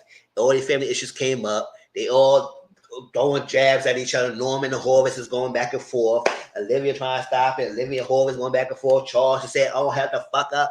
Norman said, yes, you pitiful ended fruitcake. Fruitcake, I don't know what the fuck you talking about. Boy, don't fucking play with me. So I said, oh my gosh, everybody's on one today. Olivia and Fick and Mallory trying to calm all the guys down. They all on testosterone on 100 on all that stuff like that. Norman said, if y'all don't fucking get this out, I will burn this business down to the ground. And Olivia said, just because I beat you in a court case, you all that's like that, because Olivia's not part of the she divorced Horace, but she still got shares in the thing. Now Norman said he beat Horace in the court case, and since then their relationship hasn't been good. Horace and Norman's brothers, I think. They're brothers. So he beat him in the court case, and their relationship hasn't been great since. And he would burn his business down. So everybody's on edge, quarter of the day, and so like that. Horace and Olivia are divorced, but she still got shares. So I don't know why she keep going around, whatever. But Olivia's wanting Charles. She's begging Charles to go in the house. Charles said he gonna go to his hotel, even after he gonna find somebody he could get laid with. I said, go ahead, Charles. Go ahead. Do what you gotta do. So Barry talked to Varney at dinner. I said, Varney, don't step in that trap. Don't go with this girl. He said, if y'all fail, the company will go bankruptcy. That's what it is. Kimmy mom called her for money. I wouldn't even answer that phone. You try and beg to come home. And when I said, girl, she kicked you out from the man. You think that man would not still be there? No, he still be there. And then she said, I love you. He said, I said, girl, block the phone. You desperate housewife, girl. You wouldn't be desperate. Mm-hmm. We're going to find out Olivia and Norman was freaking around. I said, oh. So that's why Horace and you got divorced? We don't know that. But I would say if he knows that you was freaking his brother, that's probably grounds for divorcing. But Norman and Olivia was freaking around. That's what she knows so much about Norman. She knows what he's capable of. And that's what she was trying to blackmail him and try to threaten. He said, if you go touch any one of my sons, I could bury you. I said, girl, you could do it now. What you threatening him for? Just do it. And that's what we're going to find out his connection. He was the judge, and then Jules was the person, and he arrested people. And all the extra stuff, and Norman was the judge, and he let them off, and Jules corrected people, but they wasn't going to the system, so they stayed, and they made the agreement to work with the pros, the prostitution ring, and all that sort of thing. She knows all that details, and threw them on his face. So I don't know, maybe he was like, oh shit, but I don't know. All that the day, he wants to know who did that to his kids. Oh yeah, he don't like his kids. He doesn't like his kids at all. Because they don't do anything for the business. They don't care about the business. They just want the money. They got to play it all to do as much as they get them inheritance. And so they had to play their role. But they don't care as much as the business, much as he take them. They don't like the crowd, and if all don't like him, it's mutual agreement. And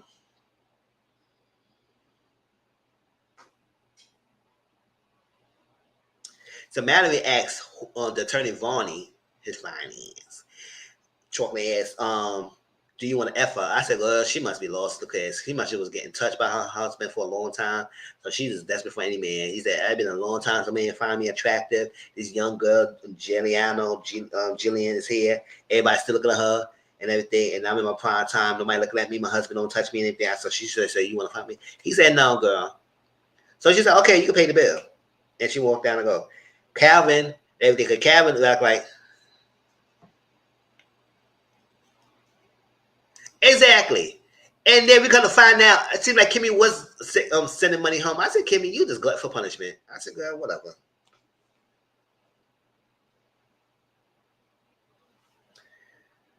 So Calvin and Jillian seem like they are in a relationship when they together. And Calvin was asking Jillian, did you give this guy a head? Because I think he saw her. And who she was giving head? Was it Norman or was it Horace? Because I don't know who she was talking about. Or was it Roy? I don't know who she was giving head to, and I don't really care. But she was giving head to someone.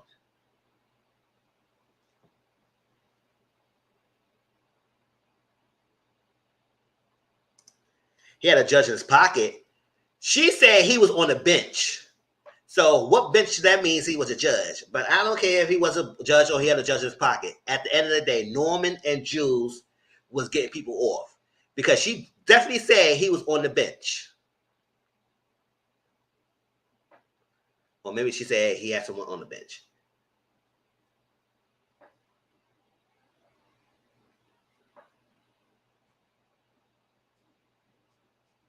And how you have somebody in his pocket? He want to pull that pull, so he had to be part of the court system to get these people off, to even run this stuff like that.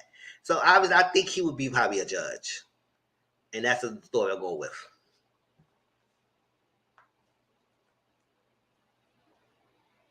Because Jules will have to work with someone who was capable to turn the documents in a different direction. So at some point, he probably was part of the court system. I think he was a judge.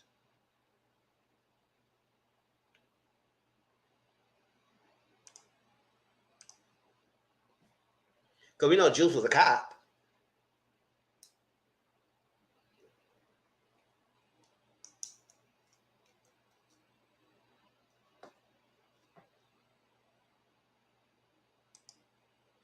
Yeah.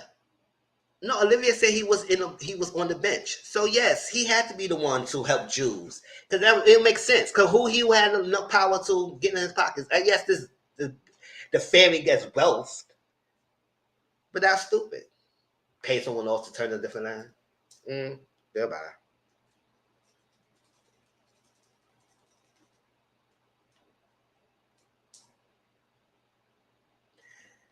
So oh, it was Void that Jillian, but that was a Kimmy. I've never seen no Jillian giving Void head. Whatever, doesn't care. So Calvin, I think he was being vindictive, so he got to get back by sleeping with freaking Mallory. Because she did tell him going back to see. I said, why are you telling him that going back to see all for you to talk to your problems? You could have talked to his problem when he driving you home.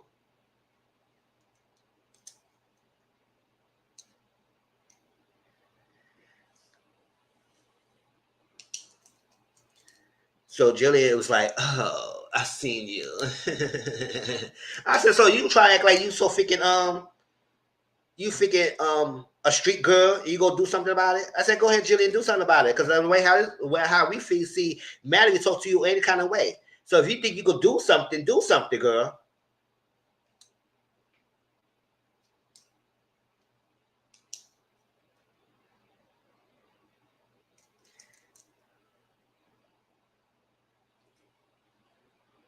Horace kept asking Kimmy, what's the problem? She said, why you keep asking me that? Because he asked you for a reason. Answer the question, what's the problem? So Angel, he wants to see Angel again. Whatever. Angel stripped off. He said, you know you can see me on that side. I said, if Horace, I know you smaller than that. If you think you believe anything Angel came out of his mouth, whatever. Go ahead. I think you want to do. Because I don't think he really believes him. But if he thinks him, whatever. He got undressed, all that stuff.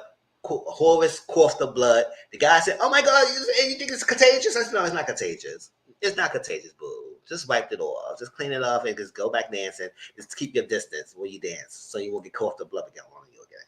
That's all. Um, Rain, Kimmy went to see Rain. Oh, I know they got money. I know they got money. I know they got money. However, when Olivia said that scene, she said, with Jules in the airport, you was on the bench. Now, unless she said you had someone on the bench, maybe I heard that wrong, but I heard she said he was on the bench. And him and Jules got people off by turning a different way, and they both worked on the underground ring. But, I could be wrong. And it's okay. Like I said, it doesn't matter what the details are. The details are she had dirt on him.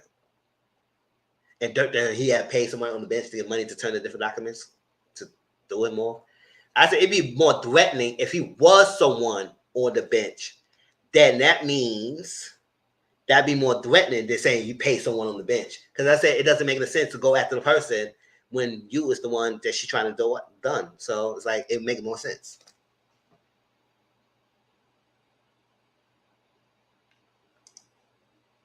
You need to tell Charles and them that. Because I said, the both sons got to be on the substance. It's bad enough you got one gay, and then you got him do substance too. And you got another one substance. I said he can't get up. I said, oh bye.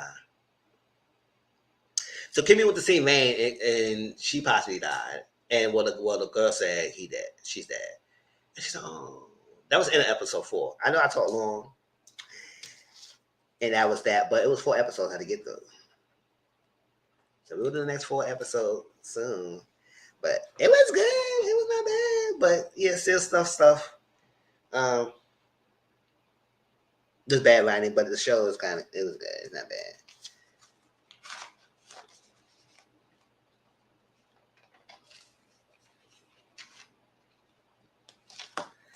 Real talk. I think the rabbit hole is going to get deeper with the series than the cliffhanger.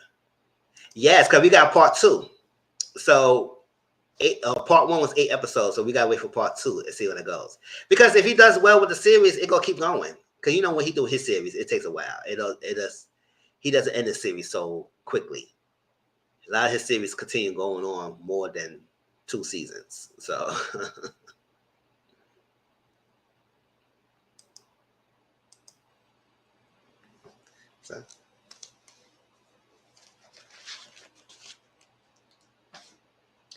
But that was good. I just want to know what's going on with everything.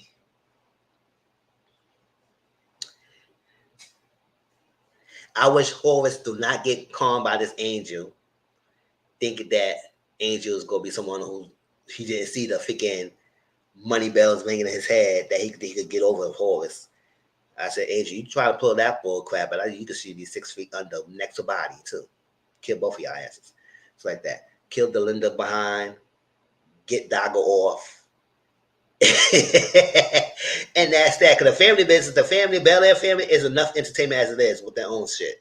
So all this extra other people, side characters, don't make any sense.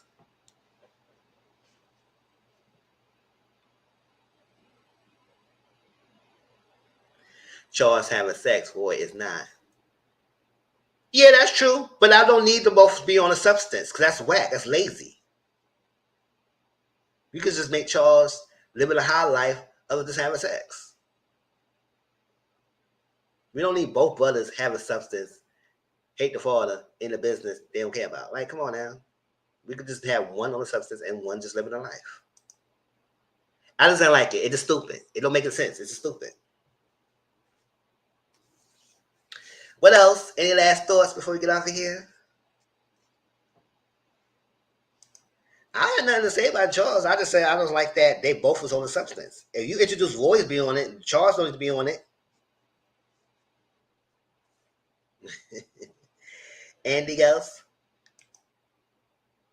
But I don't have no problem with Charles' character. The character that I really don't stand for is Body. That's the only character I don't care for. And also Belinda. Those two characters is dusty. It don't make any sense. Y'all acting like y'all grandstanding when y'all all working for Jules. So it don't make any sense. Y'all all in the same hot seat. Y'all ain't paid off y'all debt because y'all act like y'all paid off y'all debt knowing y'all still working for him. So what debt do y'all paid off? He can keep adding more stuff to you. And then Juice, he talk a Body. I see he talking to you like he talking to Kimmy. So, girl, what kind of freaking position you are in? Girl, bye. Anything else last before we get out of here? But I will be on tomorrow for Missile Social Corner because we do have some topics to talk about. Some social topics. I will be talking about the Megan documentary that's on Amazon Prime. If you did not see it, please watch it. I will they said it's a Chris Brown documentary on Max. So I want to see that as well. So we'll talk about that. Keke Palmer did a little interview because I think she got a book coming out or something like that. She did an interview on People Magazine, so I want to talk about that. And maybe some other stuff. But I'm not going to talk about none of these dusty ass political stuff going on. I might talk about something about the box being blown up. I'm going to talk about little feelings about that. But all the extra stuff, nah. Keep that to whatever. I already voted. Hey, make sure you go vote, y'all. And stuff like that. But social topics will be discussed tomorrow. And if it's sometime, we might do some 6 round checks. So we got 2 live this week. Hey. In wintertime, wintertime is getting coming up. I'll be home more. So I appreciate y'all coming through, taking care of me and keeping me company. Thank you, Dominique. Kenya and Empress and everybody who's watching me in bushes because I know I've been talking for like almost 3 hours now for 3 shows. So I appreciate y'all.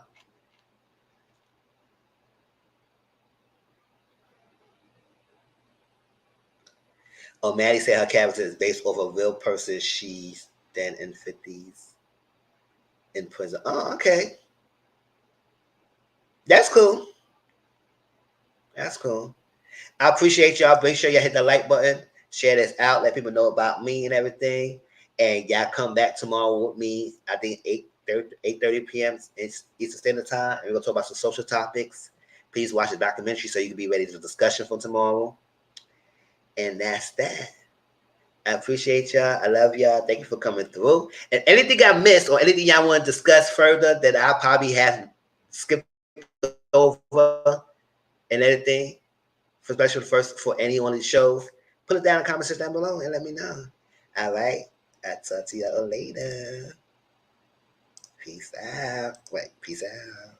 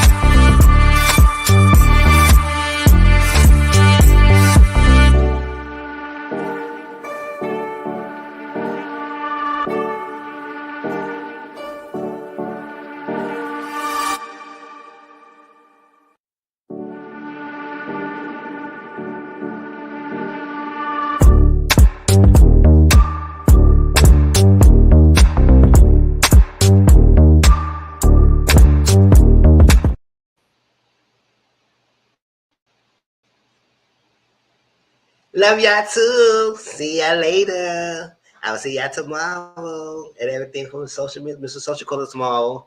And I'll probably do some watch along tomorrow afternoon before the live, but we'll see. If y'all know, y'all catch me on Discord. Talk to y'all later.